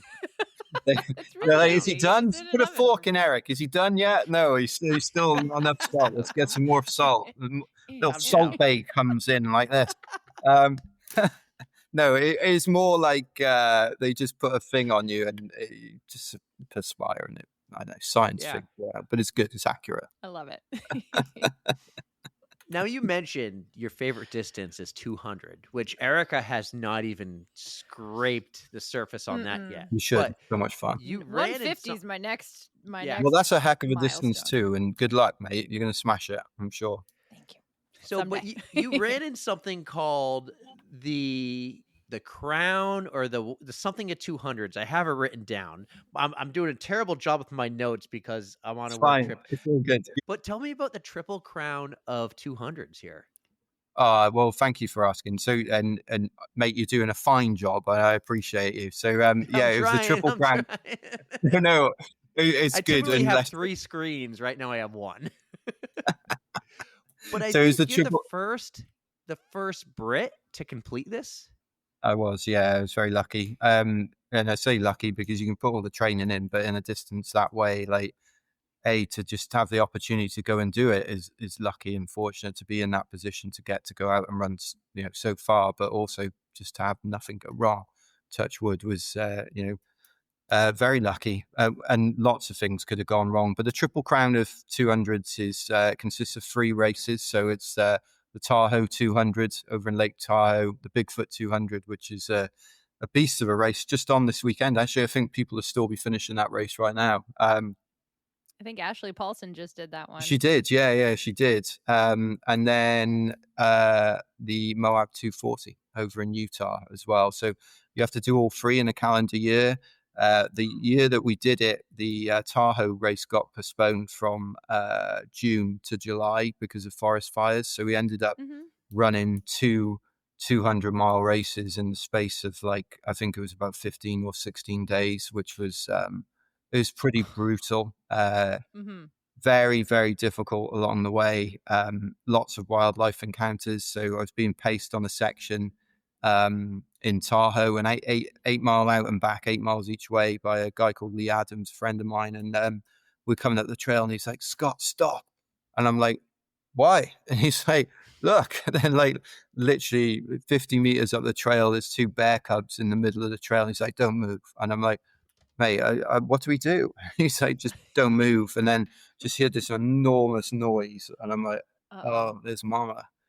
He's like, You don't want to mess with the cubs. don't move, I don't know move." what to do around bears, but you do not mess with the Oh cubs. my God, it's terrifying.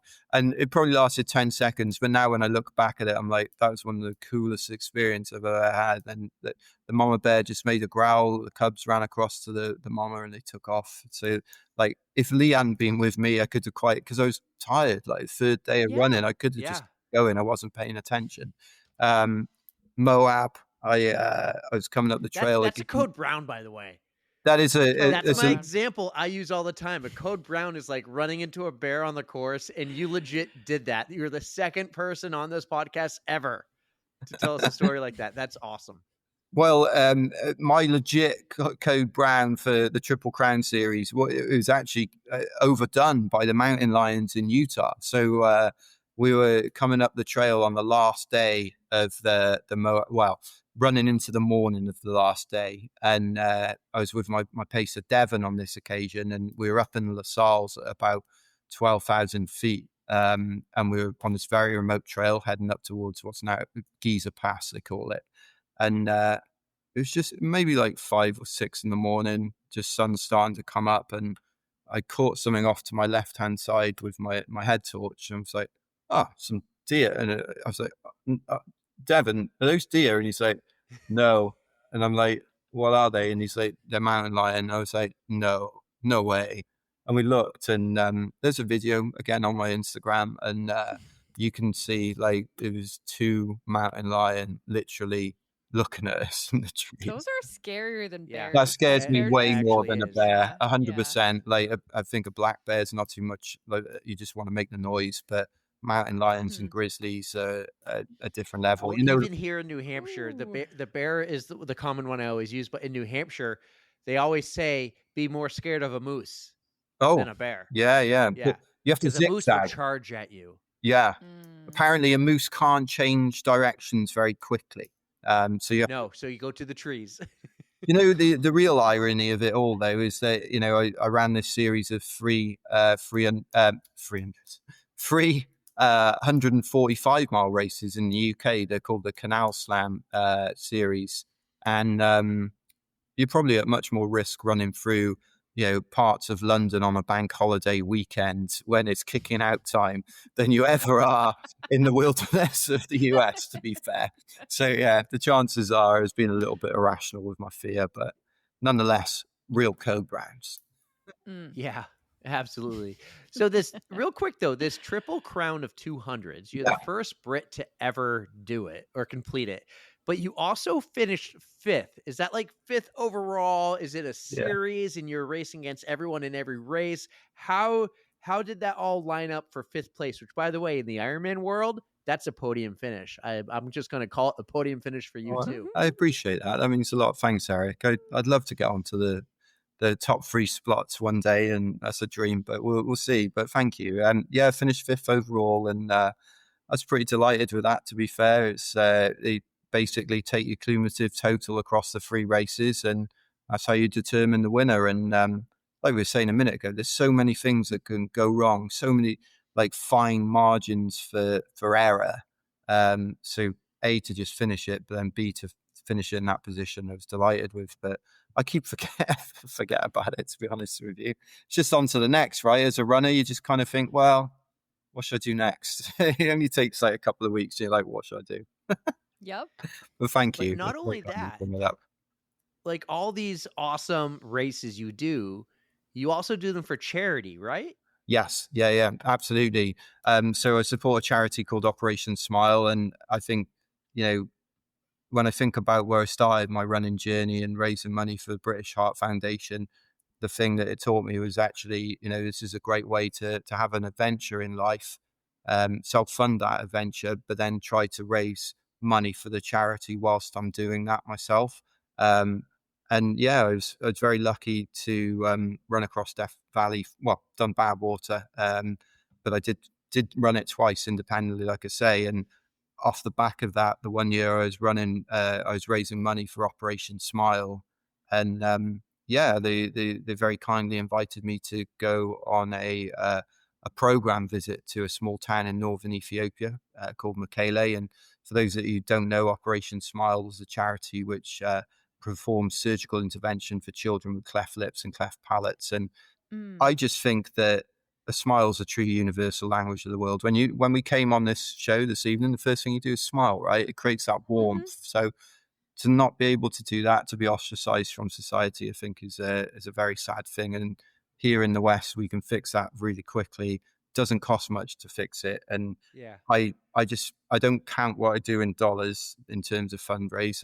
I count it in smiles. So I'm at 145 smiles now, and I'm like, I've got to get to 150. And yes, yeah, I love that. Well, thank you. That's really kind of you to say. Because coming back what I was saying earlier as well, like when you get older in life, what will be the things that you'll remember? And for me, I just think it'll be the times where I went out, had an adventure, did some good at the same time. And if I can accomplish that, I think I could look back and be like, oh, that was a full lot. You did everything you possibly could. And yeah, you just got to seize the day, right? I've very sadly lost a couple of friends over the last few years, one very recently. And it just makes you feel very, very sad, but also very grateful to have the opportunity to still be here to go out and have these adventures. And I'll be damned if I'm not going to go and make the most of it, not just for myself, but for those that never got the opportunity to do those kind of things. So that's where my head's at. Well, we are so sorry to hear about your loss, but you are doing some amazing good in this world, Scott, and we need more of that. Thanks, Erika. That really means a lot. Thank you. It's necessary, and you are doing the right thing. Thank you. That means a lot. Thank you. And I just think one day I'll sit there on the sofa and I won't remember what I've seen on Netflix, but I remember the time that I had that unfortunate issue with the sand in Death Valley. Not least because I've probably still got the chafing. Oh, the memories. Oh, man. Hey, talk about Abby for a minute, because you do some really cool stuff here. You do some awesome ultra marathons. You travel the world. Now you came across the pond. You brought her with you. Tell us a little bit about Abby. She's part of your crew, obviously, but she's on board for all this too. Yeah, exactly. I think she's got a life insurance bounty out on my head. It's a long suffering wife. But no, Abby, was the one that got me into pushing myself to want to do more with my life. And, she was ultimately the one that kind of said, you should have the confidence to go for J&J. And, I was lucky to get that opportunity. And it was Abby that got the role in the States first and, brought us over. But all of the adventures that I've had, I've been lucky to have such an amazing supporting wife by my side, pushing me to always do more. Every aid station I come through, right? What are you doing? Don't mess around. Let's go. And it's not just the running side of it. It's like, come on, we've got to make sure we're doing more for Operation Smile and more to try and help others, right? We're the lucky ones that we get to go and have these adventures and be fit and hopefully well enough to go out and have these kind of races in the middle of nowhere. So I don't take that for granted, and to share it with your wife or your significant other is it's a special thing to do, isn't it? It really is. So and she's been unfortunate at times in pacing me as well. Bless her. So there's a very famous incident, or infamous in my opinion, but back in Moab in 2019, I ran the race for the first time, and I didn't know anything about running 200 miles. So I was just like, well, I'll figure it out. I've run far before, it'd be fine. Didn't know anything about sleep deprivation. I got 200 miles into the race at Giza Pass, and my crew, Abby, was there, and they're like, you okay? I was like, yeah, great. I'm pretty cold though. They're like, it's -4. They said, how was your night? I said, yeah, it's it was interesting. I met 2 cowboys out on the trail. She said, you do realize -4, you're up at like 12,000 feet. There's definitely no cowboys out there. I was like, right, okay, well, let's just keep going. She's like, you're doing really well. You're in like 15th place. Let's keep pushing. I'll see you in the next aid station in 20 miles. And my buddy Rid came and paced me for that next 20 miles. And he later told me that he could tell the wheels were falling off, but he didn't really know to what extent. And none of us did, because we'd never been to that distance before. So we're coming down the trail, and we get into the last aid station, and I was feeling, pretty tired, pretty exhausted. And I got in there, and I didn't really know where I was. And we decided that, we'd just push for the finish. So they took all my kit and just made it as light as possible. And off we went. I was still holding on to 15th place. And then things took a little bit more of an awry turn. As I started to kind of stagger around the course and in and out of bushes, and lying on the floor, refusing to move, then getting up and weeing in the bush and all that stuff, and procrastinating, and more people were starting to go past me. And then things took an even more sinister turn when I started getting chased by a witch. So I was absolutely convinced that I was being chased by a witch down this remote trail, Porcupine Rim in Moab, Utah, and I was terrified. I fell over a few times. I got up and I ran, and I did the only thing that I could do was to hide under a rock. So I hid under the rock, and I could hear the witch's voice calling my name, Scott, come out. Where are you? All this time, I'm going from 15th, like right back, downfield, and eventually the witch stuck her head under the rock like that to get me out. And I did the only thing you could do in that situation, which is the crucifix, which is internationally renowned to ward off vampires, and indeed witches too. It's in the literature somewhere, I'm sure. So anyway, the witch says, come out. And I said, away, witch, away. The witch responded, I'm not a witch. It's me, Abby, your fucking wife. So that is some of the best hallucination stuff I've ever Erika, heard. the moral of the story is, do not call your witch a wife, or a wife your witch. A wife your witch. Either way you cut it, it's not a good outcome.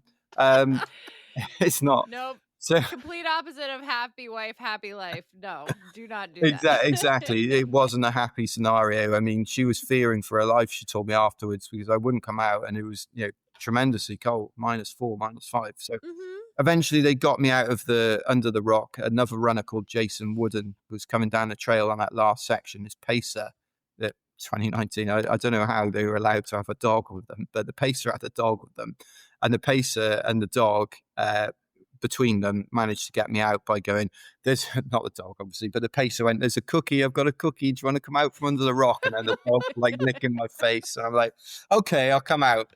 And I finished the race. So I went from 15th to 35th in like the last 16 miles of a 200-mile race. And we're talking about like learning from failure and applying those learnings. So in 2021, I got the opportunity to go back and race that race again. And it was a really cool experience. I got 200 miles into the race. And again, I was like doing all right. And this time I knew that I had to sleep, and I forced myself to sleep. Abby helped me with that. And we got out from the aid station as I'm getting ready to go. Who turns up? Not the witch. Jason. Jason turns up. Didn't tell me he was coming to pace me for the last 40 miles. and we ran the last 40 miles and could have been fresher, and finished in 15th place, which is where I should have finished 2 years ago when he rescued me from under the rock. So it was a very nice moment and a very nice story. It all ended well eventually, just 2 years later after it started, basically. So the moral of that story is sleep deprivation is no joke. No, Take a nap. it could end a marriage potentially. Well, I'm glad in your case it hasn't, because she Exactly. is one of your number one supporters. She reached out to us about a month or so ago and said, you should talk to Scott. He's amazing. She gave me some insider tips there. Let me tell you something, Scott. So Erika didn't know I was talking to Abby. I do all the behind the scenes work, the emails and everything, the invites that I was very late on sending you. I appreciate We you for take a having me on. break. Yeah, we take a break every July, and we kind of took a longer one because we haven't really recorded since the middle of June. And this is our first Monday night back since our break. And we doubled up. And I said, Erika, we're doubling up this Monday. We're having 2 people on. And she's like, oh, I was like, I'm ready. She's like, I'll plan my Monday around it. I have to get my mile in. And I go, you're really going to like this guy because he's an ultra runner and he's a badass ultra runner. And I am listening to your stories, watching her on the screen just light up, and she's My loving face is like- every Oh, well, moment thank of you. it. It's, honestly, I just love everything the ultra community has to offer, just because everybody has stories, and they're all, I mean, some are fun, some can be sad, some can be all over the place, but just hearing anybody's experience with them just Yeah. validates me a little bit. thank And you. you absolutely delivered. I've never done an ultra. I've never done anything more than a marathon. I've done an working on him. Ironman too. But yeah, there's time. There's plenty of time. But you Hamster absolutely wheel. delivered. Like, these stories were great. However, you're not done. We have 2 final questions, and I'm gonna let Erika go first. Do you know what I Oh, liked you're about so that? Was cool. you positioned it a little bit like an ultra. That sounded very much like Abby. You're not done. You still got 2 sections to go. And I'm like, oh, fuck, really? Like, I thought I was done. I'm joking. Hopefully Like, this is really, better Rich? or a Oh, little I didn't mean easier than that. an ultra at least. But Scott, we have ourselves a Spotify playlist, and we've been compiling a list of like all of our guest choices. Is there any song that you would like to add to our list? Something that gets you fired up? Just one song. Just one Eric song. says one. Eric says one. So is There- there anything you'd like to add? There are a lot of songs that get me fired up, and it depends what you're doing as an activity. I'm sure your guests before me have alluded to that as well. You could be out in the middle of the night running through the forest, and you got some like Calvin Harris blasting, and you're like super motivated, or maybe you're throwing weights around in the gym and you got a bit of Metallica on. Like, I've got an eclectic taste in music, but I will give you a British artist who isn't that well known in the US yet. However, I'm going to give him some high praise, not because I know him or any way affiliated, because he's actually really good. But he's like a young Bruce Springsteen, actually. Like, he talks in his songs about his upbringing in the industrial northeast of England. And he does this great song, and it's called People Watching by the artist Sam Fender. Fender like the guitar. I promise you, if you listen to that one song, you'll listen to it and you'll be like, oh my God, this guy is really, really good. And I reckon in 10 years' time, if you have me or somebody on the show, everyone will know who he is. He's touring the US. I'm going to see him in Philly on the 21st of September. And he, in the UK, sells out like 80,000 seater stadiums. In the US, he's not well known yet, but I promise you, listen to him on the way into Hopefully work this tomorrow. helps. You'll love it. You'll love it. Yeah. He's going to I'm get the on excited the to runs check bump. it out. Yeah. He's really good. I Great hope question, so. by the way. I love that. I saw something the other day. So Ozzy Osbourne just passed away in July, and Yep. he's from the UK, and they had this huge concert, this huge like reunion just a few weeks before he died. But it wasn't just one day, it was a lead up where they all took these photos and they all had these cool moments. Like, Metallica was there. One of my songs is Whiskey in a Jar by Metallica. Great song. That's the one for the gym when I was doing these badass Yeah. CrossFit workouts. Love So that.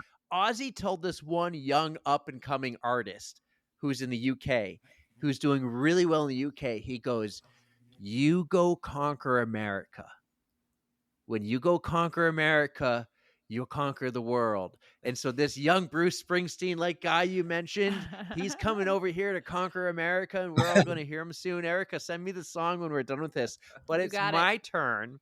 I have one question just like hers. However, I change mine up every year. And last year was the Code Brown Commandments. I asked you that earlier. But this year, my question is this.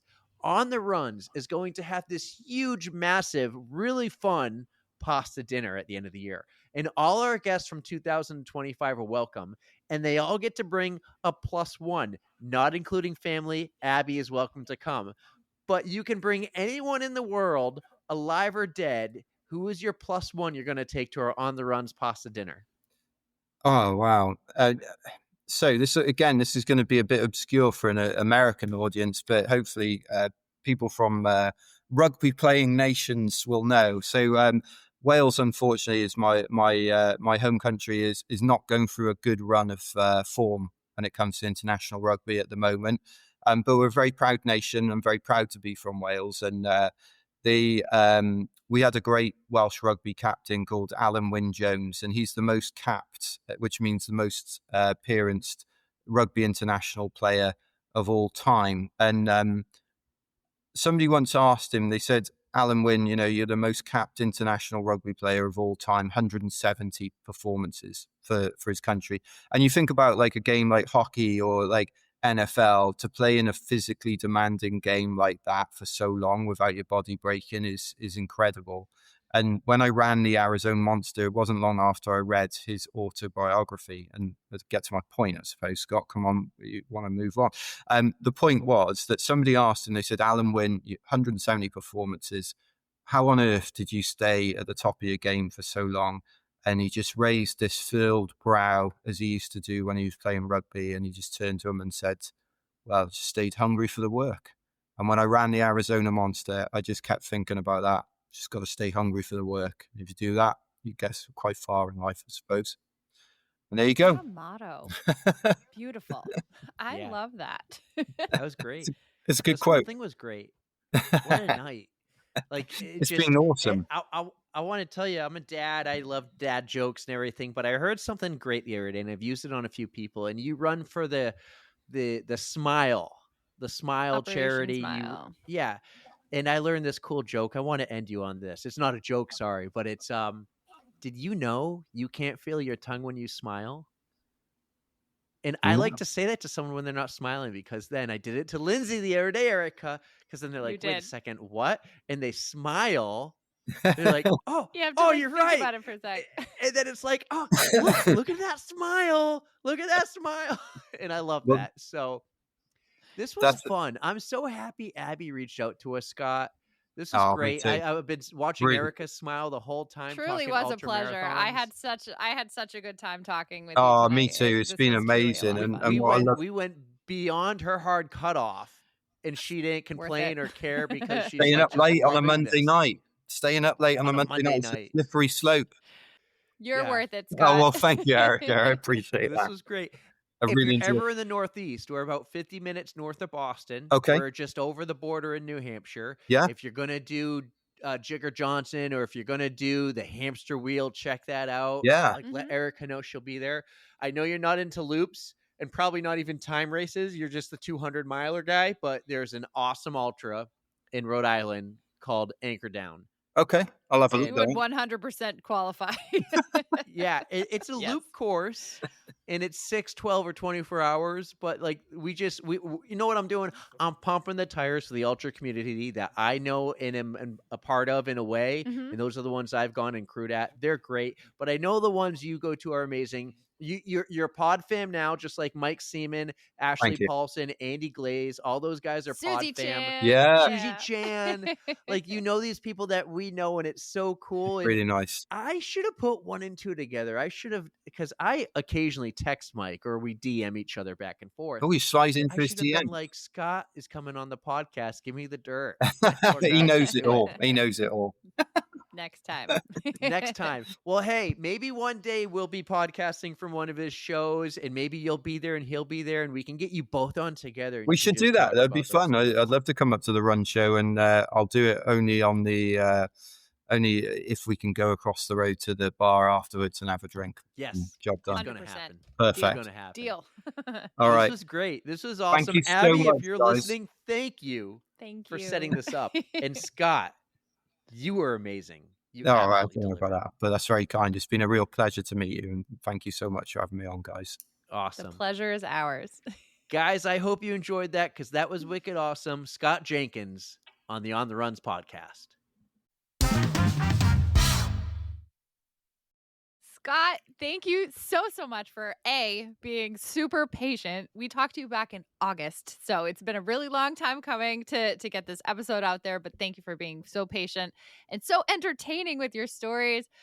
It was just so incredible to get to talk to you, and I mean, I would love to have you back just to hear, or maybe on the recap. Let's get him on the recap and talk about some of the other epic races that he's been up to. Yeah, Pterodactyl, Lindsay, work on that. He's on some epic trip right now because I jumped in his DMs over the weekend. He's like on his 4th flight going somewhere around the world. So wherever you are, Scott, right now, like I hope you're just having fun, kicking ass. He's based. He moved back to this. Well, didn't move back. He moved to the States and he loves it here. But he's from the UK, as you said. So he did. I think we talked about it too. But he goes to the National Run Show, just like the Boston Run Show, but the national one in London for Raccoon. And he's done speaking appearances a couple times now. Yeah, and I'm jealous. I would love to experience that show. That just seems like so much fun. And I mean, you're probably guaranteed to see like a Susie Chan sighting too. Right. And I hope usually he goes for makes that. it for the Boston Run Show. As he said, we're going to go to some of those Would be bars, the so Green cool. Dragon. There was the one he mentioned that he loved too. So we'll have to do both. We'll have to do his bar and my bar. There we go. But- and I just hope that if he does come to the Boston one, that he can sit down with us and we can have like a little chat at the. Did we announce this yet? Should I shut up? What are you doing? Stop it! Stop. Okay. Beep beep beep beep beep. Coming soon. I'll tell you what though, when he does meet us in Boston, I'm not going to run to Austin with him. I'm just going to go to the bars with him. Yeah. Well, I could probably be convinced to do that. Who knows? Yeah. You could be convinced to a lot, just not social content media. But that's the why. Conversations we had today, there are things that we could be convinced to do, and it involves feet. So we'll just leave it at that. So tell me, okay, you surprised me with Carolina. She's still here. She's Yay. part of this whole episode now. She sure It was is. a lot of fun because Erika's never done anything like this. Almost went 200 episodes without. So this was pretty cool. Good thinking, creativity. I did mention, like I might have a surprise for you, just in case something happens. But I'm glad honored. you actually were able to. And what jump was my on. response? Okay. No. Oh yes. He's like, oh, I didn't do my hair. What was it? A week you said without buzzing It's been it? a while because I was lazy with the whole gout thing. Gout is, oh my God. And you jumped in right in the middle of the gout story, but there's no history. The doctor was like, I don't understand. I think she was thinking more stress fracture, but I was like, the pain in the spot was like gout. Mm-hmm. So I'm on steroids and we'll see. How I long feel do you have to be amazing on those, today. by the Like I way? could go running. 5 months. Just until the swelling. 5 months? No, I'm kidding. 5 days. Like, holy 5 shit. days. So wow. today, when this drops, Tuesday is the last day. They told me to take it in the mornings because I won't sleep well at night Oh, if I took it Get at night. the roid rage. Is that a Yeah. thing? Anyways, I'm not angry at you for bringing Carolina on. I'm excited. So Good. tell me about Good, your good, good. weekend. What did the two of you do? You saw each other both days. How much trash Mhm. talk did you talk? How much hate about So me much hate. and about the work I put you through? And I'm about to put you through a lot of work before giving you 3 solid weeks off. Well, we had some fun conversations. So, one of the first times we hung out, so we were still getting to know each other. Like we'd see each other at races. Like we knew each other from like podcast talk, and we went to a brewery together. We went to Spyglass. This was a while ago, so we all just hung out, and then we're like, we need to do this again.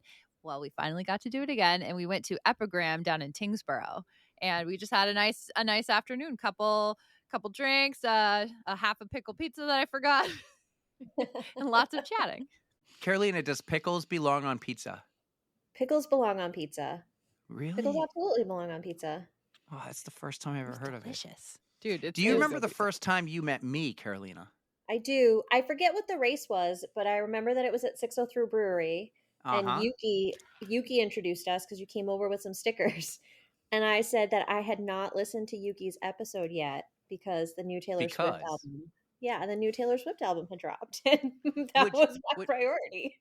which I thought at the time you were actually saying I don't listen to podcasts because I only listen to Taylor Swift. And then I realized it was just the new album, and it's not the Showgirl one. It was whatever, was new and hot. Yeah, it was the Tortured Poets department. Was the one that the one with what was the big song from that?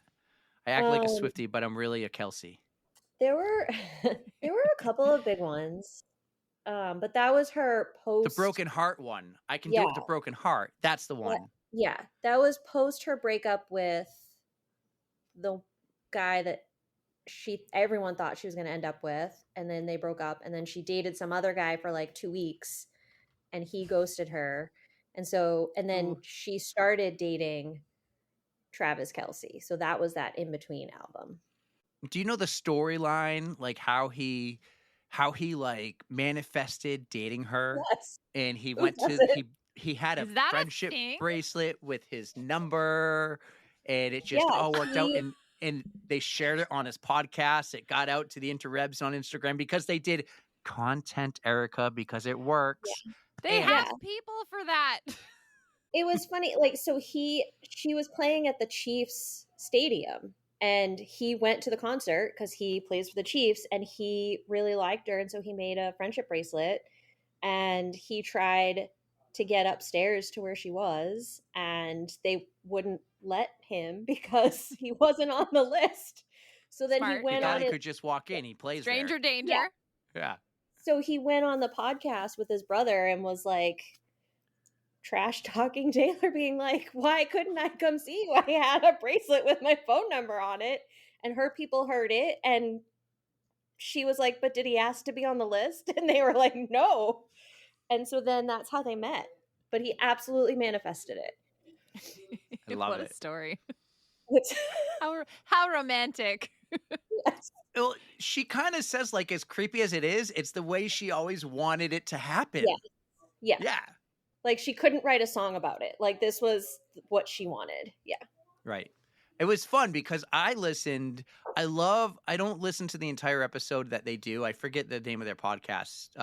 But I love to listen to the beginning because I love Jason Kelsey's energy, right? Yeah. And I watched on YouTube. I remember it was actually the night after we had Scott on, our guest who we just recorded or just dropped this episode.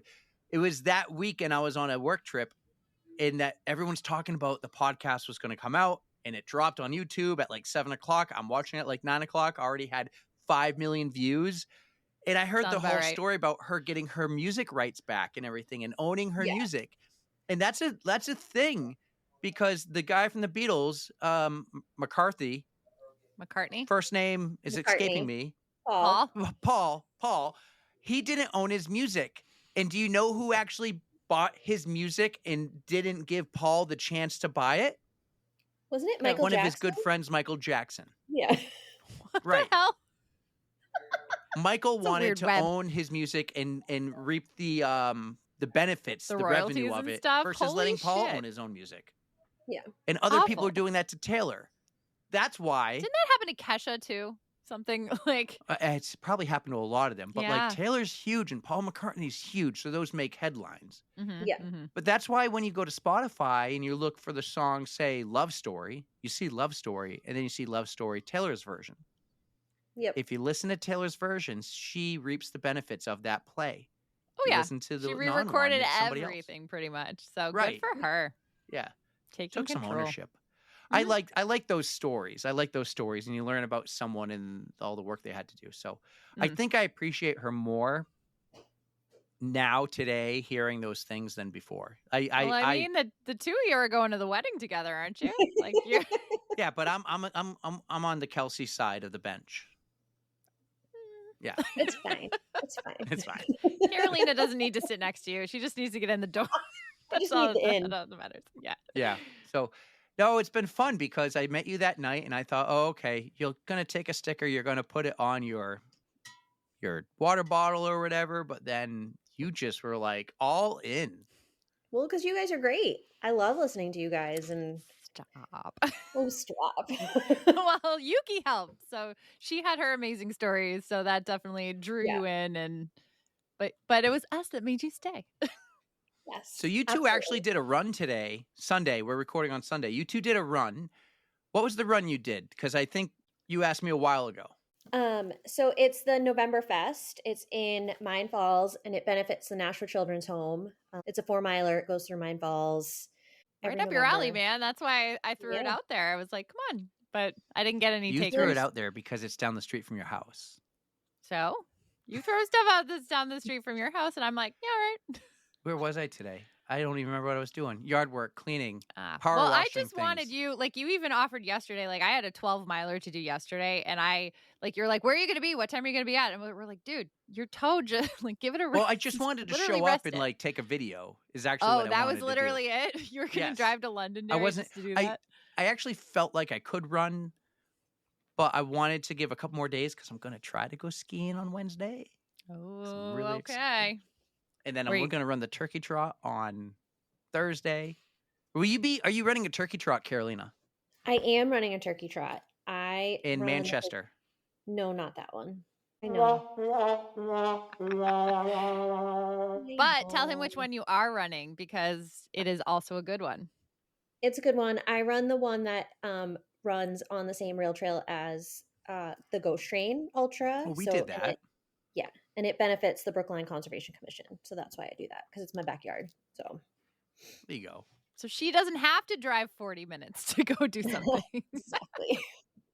Well, while you're here, let's learn a little bit about you. Like, we know what we know online. We talk about you. I get your name right all the time, but tell us a little bit about yourself. I mean, I'm a single mom of 2 kids. Marcus, who's 14, and Lily, who's, she'd hate me, Liliana, who's 10. And I talk about them a lot because they're my world. I don't want to say what I do for work, but I work. That's fair. We'll just stick with only feet. I should. Well, we talked about that today, and that's our new game plan. That / social media manager. Got to put the Yes. title in there. There we go. Exactly. Started running. So when Liliana was born, she was a late developer. So she was technically a preemie, and she was a late developer, and she was struggling with walking. And I wanted to get in shape so that I could hang out with the kids. And then it became this thing of, well, Lily's not walking. I want to be able to run for her. So I started training for a marathon, and that was 9 years ago, 9 years ago. And so I did the Bay State Marathon, was my first marathon for my 40th birthday. No, that's not right. Anyway, and then I did Boston twice right after that. Not and a I big haven't deal. talk. Not a big deal. No, I didn't qualify for Boston. I had to raise money. I raised $15,000. Ain't no shame in that. No shame. Yeah. What years did you run Boston? I ran 2017, which was a super hot year for me. And then I ran the lovely 2018, where it snowed at the beginning and rained the entire time and was just a really miserable time. So See, I told you we were kindred spirits because like we totally relate to a lot of things. So yep. that was a year for sure. It was a year. How did you get involved with Rob and Ghost Train? And like, I see you more at these running events as a volunteer than I do running. I do see you running at some. I saw you at Manchester last year. We passed each other on the rail trail, but I see you volunteering a ton. How do you get involved? I think after I ran Boston twice, I wanted to give back to the community, but I didn't want to have to raise a lot of money. So I became involved with a local running club, and that's how I met Rob.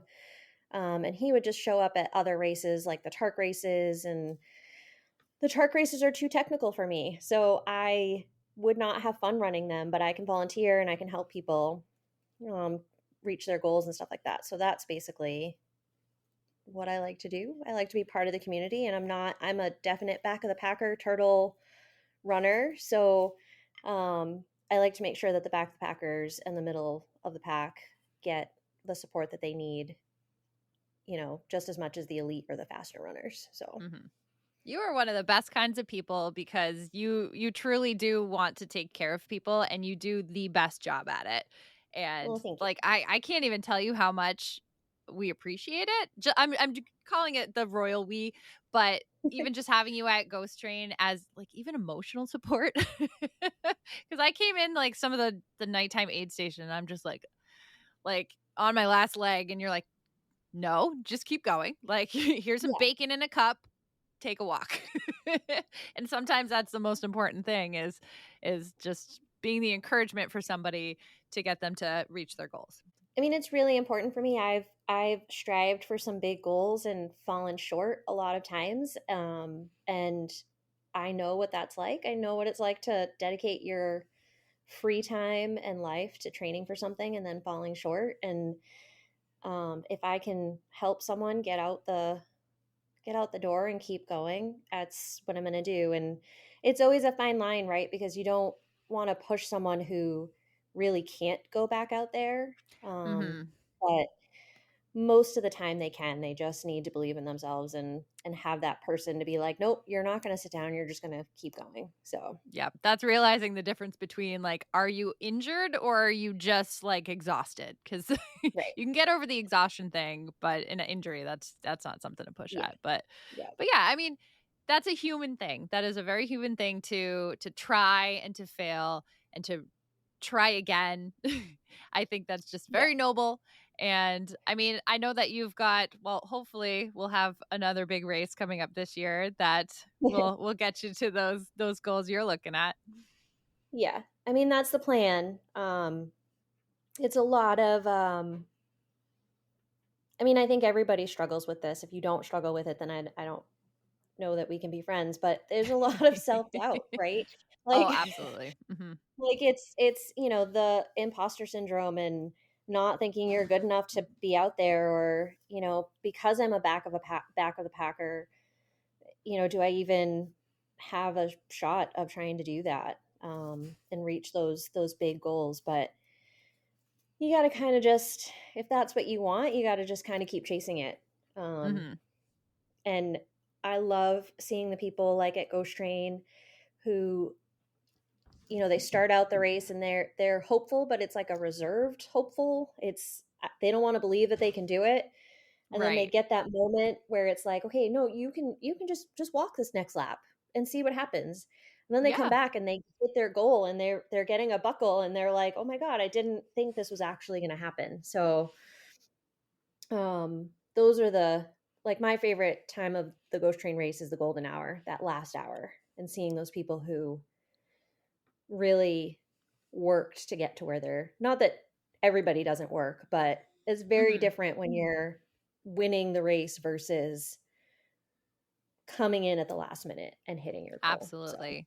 So. You and I and quite a few other people shared a few tears during that golden hour because it really is an emotional time watching people finish and knowing it was so hard worked and you're coming in under the wire, but you're coming in and you're finishing, and just the emotions come out full force and it hits everybody who gets to be a part of that. Eric's seen that because were you around when I finished Hamster Wheel when I was like bawling my eyes out, or like you were there right before? Like it was almost like you were mad I was there, but you were mad because I was in a bad way. Because you knew what I was there for. Yes, I was in a bad way.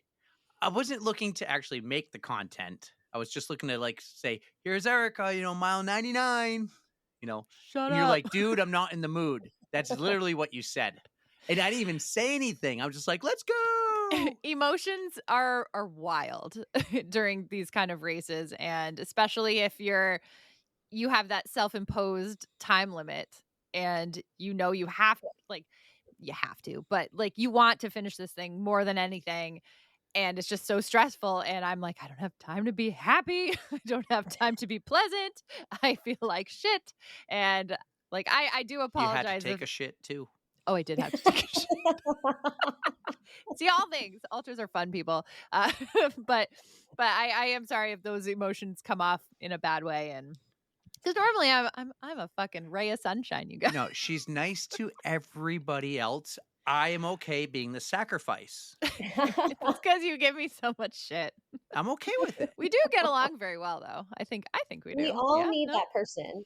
We all need that person that you can just give shit to. I think, like, I give a lot of shit to Rob because we have been friends for years, and You guys have been like through a lot.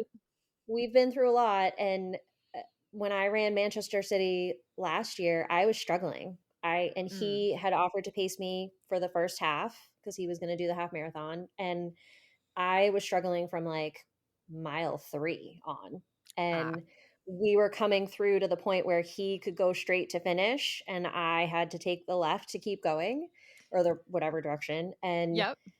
I had said to him a couple of miles before that, I think I'm going to just bow out at mile 13 and finish with a half marathon. And as we're getting to that point where he's either finishing and I'm finishing, or I'm going, keep going, and he goes, what are you going to do? And I was like, you can just go F off, finish your effing race. And I didn't even say goodbye. I just turned and just kept going. And he gave me shit for that later. And I was like, listen, I was in a bad spot, and I needed to just be done with you. Like, But see, that helped you. That helped It you did. keep going. It did. So sometimes it's a sacrifice, but at somebody's expense. I like to yell at Peloton instructors on the screen in front of me. Oh my like when I get God. mad at them. yeah. Like to run. And it's usually like I'm just yelling, shut up. I don't care. I don't yell at Matt Wilpers, though. Matt's the best. He's the only one. He's the exception. Yeah. Well, I've been bouncing out. So this is perfect that you jumped in here and you're kind of co-hosting because Tommy's now had 2 code browns. The first was minor. The last was major. We're talking nasty. We're in Kids that are fun. phase right Carolina now. can relate to that, though. We're in she's that great. phase right now of we're out of diapers, but we're having some accidents. We've been out of diapers for like 5 months now, but there's accidents that are happening. A little too much lately, I'll be honest. I have no notes. I don't know how to fix that. What's your advice for me, Carolina? Is there some stress that's going on in their life that they're regressing to that? No. I don't just know. think they're too into whatever they're into at the moment and they don't want to stop. That's tough. Because there's sometimes they just surprise the heck out of you. You're like, Tommy? Anyone seen Tommy? And then you look, he's in the bathroom taking a dump on the toilet. You're like, no way. Yeah. 24 hours later, all down his leg. Oh, poor kid. Yeah. Yeah. I So I can't dipped really out because I share- leave the door open and I can hear him yelling, Dad!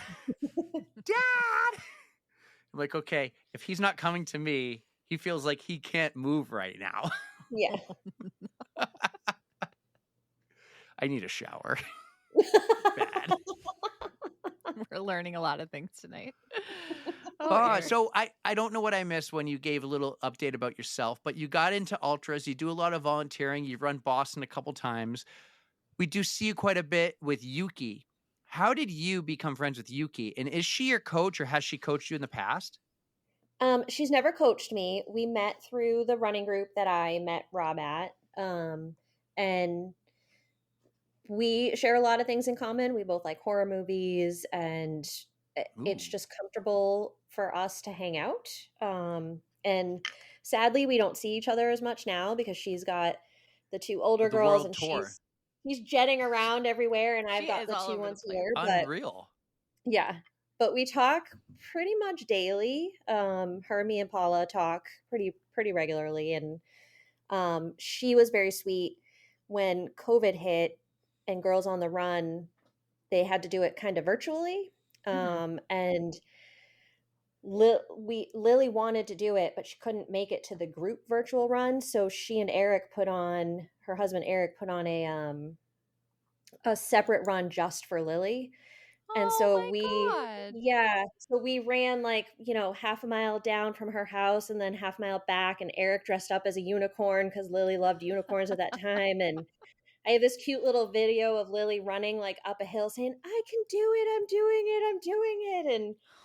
And Lily fell in love with Yuki and called her Yukicorn. That's how that kind of I love that. Is that really how that came to be? I don't know if that's the first time she ever got called Yukicorn, but that's what my daughter. We're just gonna say it was. We're gonna go with that. That's my daughter would never call her just Yuki. It was always a Yukicorn. So That is the best. Yukicorn11. That is her Instagram handle. Yeah. Like I always When thought an it had to adorable do. child gives you a nickname, you keep that nickname. Right. That is a rule. I don't know if she had it before, but it just fits because she was always dressed up like a unicorn, and I had never heard it before Lily saying Yukicorn. So I love that Eric's always on board for everything too, and he's a diehard Bruins fan. So I got to go to a game. We mentioned that thing earlier, Erika. You were like the Jonas Brothers tickets, and I posted the Bruins ticket reel. Like, how much is it? $30, $40? Oh, 34,000. God damn. Yeah. I can only afford to go to Bruins game by myself. Oh. I can't take my own kids with me. But Yuki is amazing. So that's like Yuki introduced me to you. Mhm. And then this whole thing happened. And then somehow you and Erika found each other and are now besties, even though Erika doesn't know what your real name is. That was one time. And I bought her a beer for it, okay? Now, You did did. you buy her a beer like to prepare her for the moment? I got you a beer, but you had me put it on your tab, so that didn't count. But then I bought you a beer later. But then you bought me the first beer. I don't know. We're even at this point, I think. Yeah, we're even. We're good. So I'm so happy you jumped on here with us today. So I have to give you the honors of picking a song for our playlist. Would you like to do that? Ooh. Her I question would- she asks everybody. I'm never every changing year. it, you guys. Deal with it. It's mine. I'm I going to can't talk tell to your you- representation about this. No. I can't tell you how excited I am to be asked this question because every I know, episode but we're going to talk to you. We're going to talk later about having her, changing things up once in a while. This is fine. This is perfect. So it's obviously going to be a Taylor Swift song. And I have thought about this question very often. And I always go between two different songs. Okay. One of them is You're on Your Own, Kid. And then the other one is You Can Do It With a Broken Heart, because they're like just songs that like Everybody, it's all right. Dun, That's dun, not- dun, dun, I don't That's know not why it? you really- No. That's off Oh, the was new I one. off? I thought that was the song. Mm-mm. No, but I think I would What go is with that one? I don't know what you're singing, Eric. I 'Cause think I would go with everybody, it's all right. I've not- been dancing by the some. Oh wait, that's the one everyone. Oh, that's whatever. Opalite. Yeah, that's the new one. It's stuck in my head because everyone's doing it. Is that your new choice, Eric? You No. get a That's 2026 Eric's song? new choice. No, No, Eric would choose Wood, but That is a great song, by the way. it is a Anyway. great song. I think I would go with You Can Do It With a Broken Heart because it's just kind of it's sad but also motivating. Like whatever you're going through, you can still move forward and do the things that you want to do, and it's okay. And it's okay to be sad. So you understand the assignment. I love it. Nice choice. I'm going to give you something cool, an honor right now. I am going to give you and the listeners, they're going to hear for the first time what my next question is for 2026. Ooh. Oh But no. I'm not going to do that until you tell me who your +1 is to our pasta dinner. I have also thought about this question. And I know absolutely who I would invite. I don't know if you guys know Tommy Rivs Pusey. Yep. So I would absolutely invite Tommy Rivs. I have followed him since before he had gotten sick, and I got Oh, to meet so you him were- at yeah. So I knew about him before he got sick and was following him, and then I Wow. went through the whole like him getting His whole sick and almost dying. journey. Oh, Yeah. no. And in it was after he got sick, so I want to say like 21 or 22 when he ran Boston for the first time. I got to meet him, and I'm on the iFit Boston Marathon video, like crying. Are you and he- really? yeah, I am. Yeah. Rob was there and we saw him coming, and Rob was like, "She loves you." And I'm wearing his hat and stuff. And he came over, and I totally fangirled and said, "I'm crying." And he goes, "I'm crying too, but that's why we're wearing sunglasses." And yeah, it was a very meaningful like moment. And so I would absolutely, if I had the chance to invite him to our pasta dinner, that is who I would invite. That's a great Oh, get. I love it. Yeah. Tommy's amazing. His story is something else. Next time you run into him and you're crying and you got these sunglasses and all, just be like, and my friends have a podcast. You got to go on their podcast. We'll have you jump on They for would that. make me You so can happy. ask My him some tears would turn questions into too. happy tears. He really does have an Absolutely. incredible story. So Yeah. He really does. if you guys haven't heard it yet, like we should work on getting him on the podcast. He's just Does anyone know amazing. him? Would love it. Ashley. So I actually respect Ashley his Paulson? Instagram because his Instagram says for inquiries, please don't. So I'm like, okay, he's not interested in doing any That's stuff right very now. valid. That is But fair. it's also said that for the past 2 years. So I mean, he's been working on recovering and trying to Yeah. feel like himself again, and I completely understand. it's So got to be an in-person one.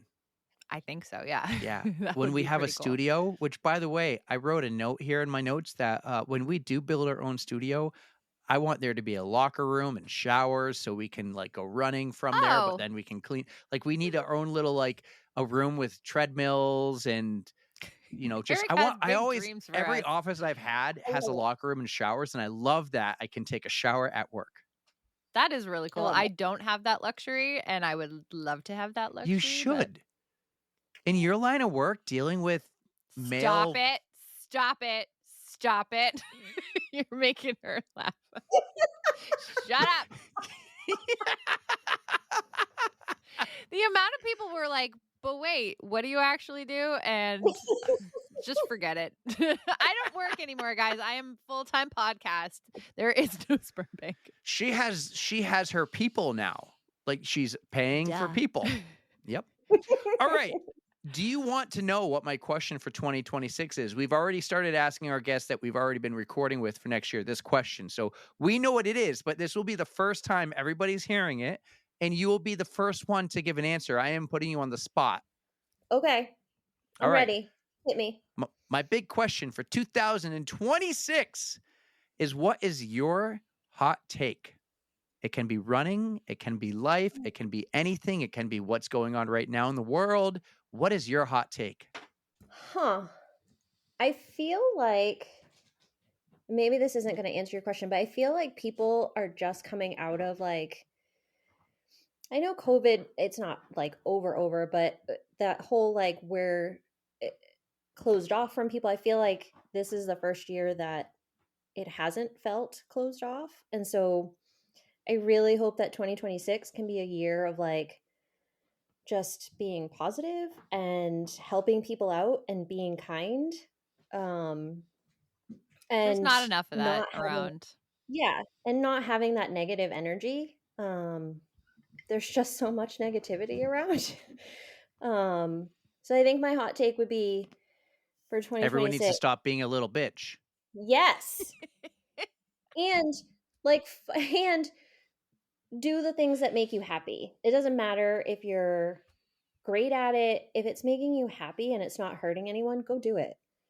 Like I started doing open mic night because I love music and I love singing, and I never had anyone really push me in that direction. And so I finally was like, okay, I'm just going to do it. And I haven't looked back, and I love it. And I think everybody should just do the things that make them happy and stop being scared. Stop being a little bitch.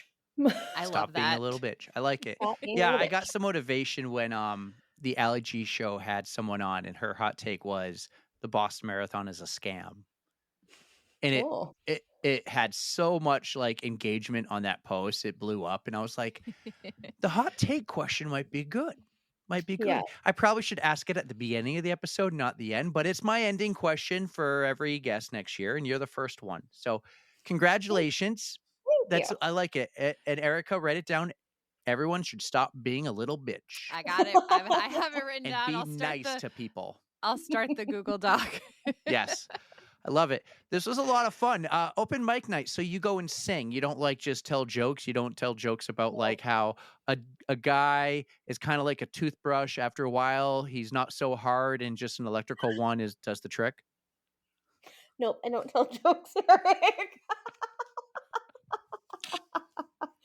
That's one for you to use next time you're on open mic. Okay, I will definitely It's a use classic Eric one was like, women like to say. I'm feeding you material here. I got you. We got to talk to Rob Fiera because he's got all the dad jokes and you love those. So No, I'm he all can be very in. good. I'm all be in. your encyclopedia of Yep. dad jokes. We'll talk about how sometimes a good wife is like a bottle of ketchup. I'm not going to end that joke. Figure it out.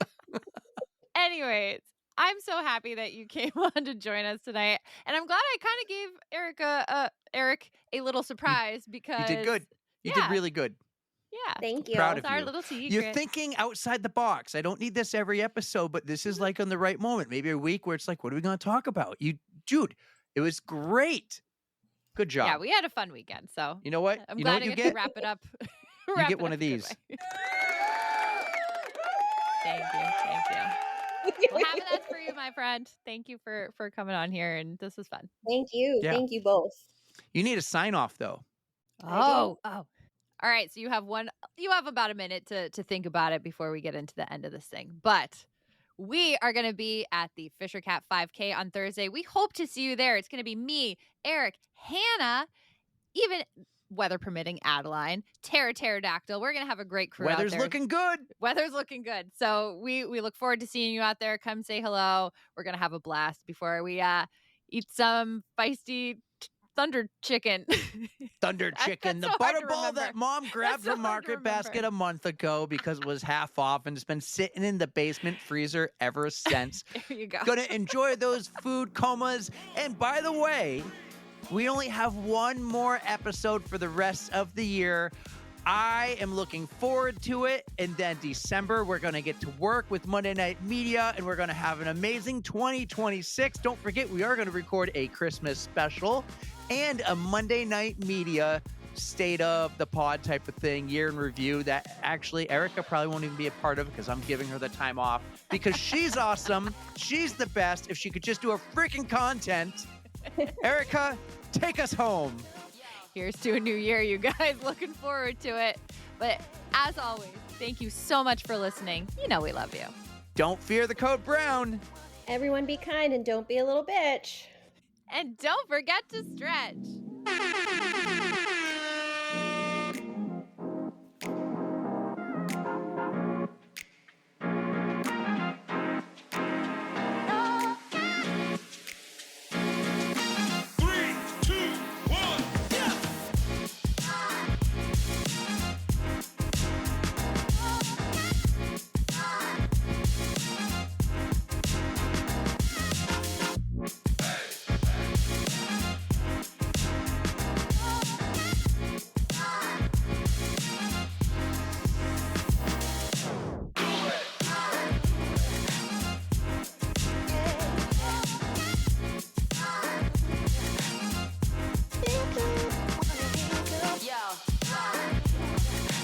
We'll talk about how sometimes a good wife is like a bottle of ketchup. I'm not going to end that joke. Figure it out. Caroline, I'm so happy. Flip it you joined around us and tonight. bang it on the kitchen counter. Yeah, you weren't going to finish the joke. Okay. Yeah. He couldn't leave it. Anyways,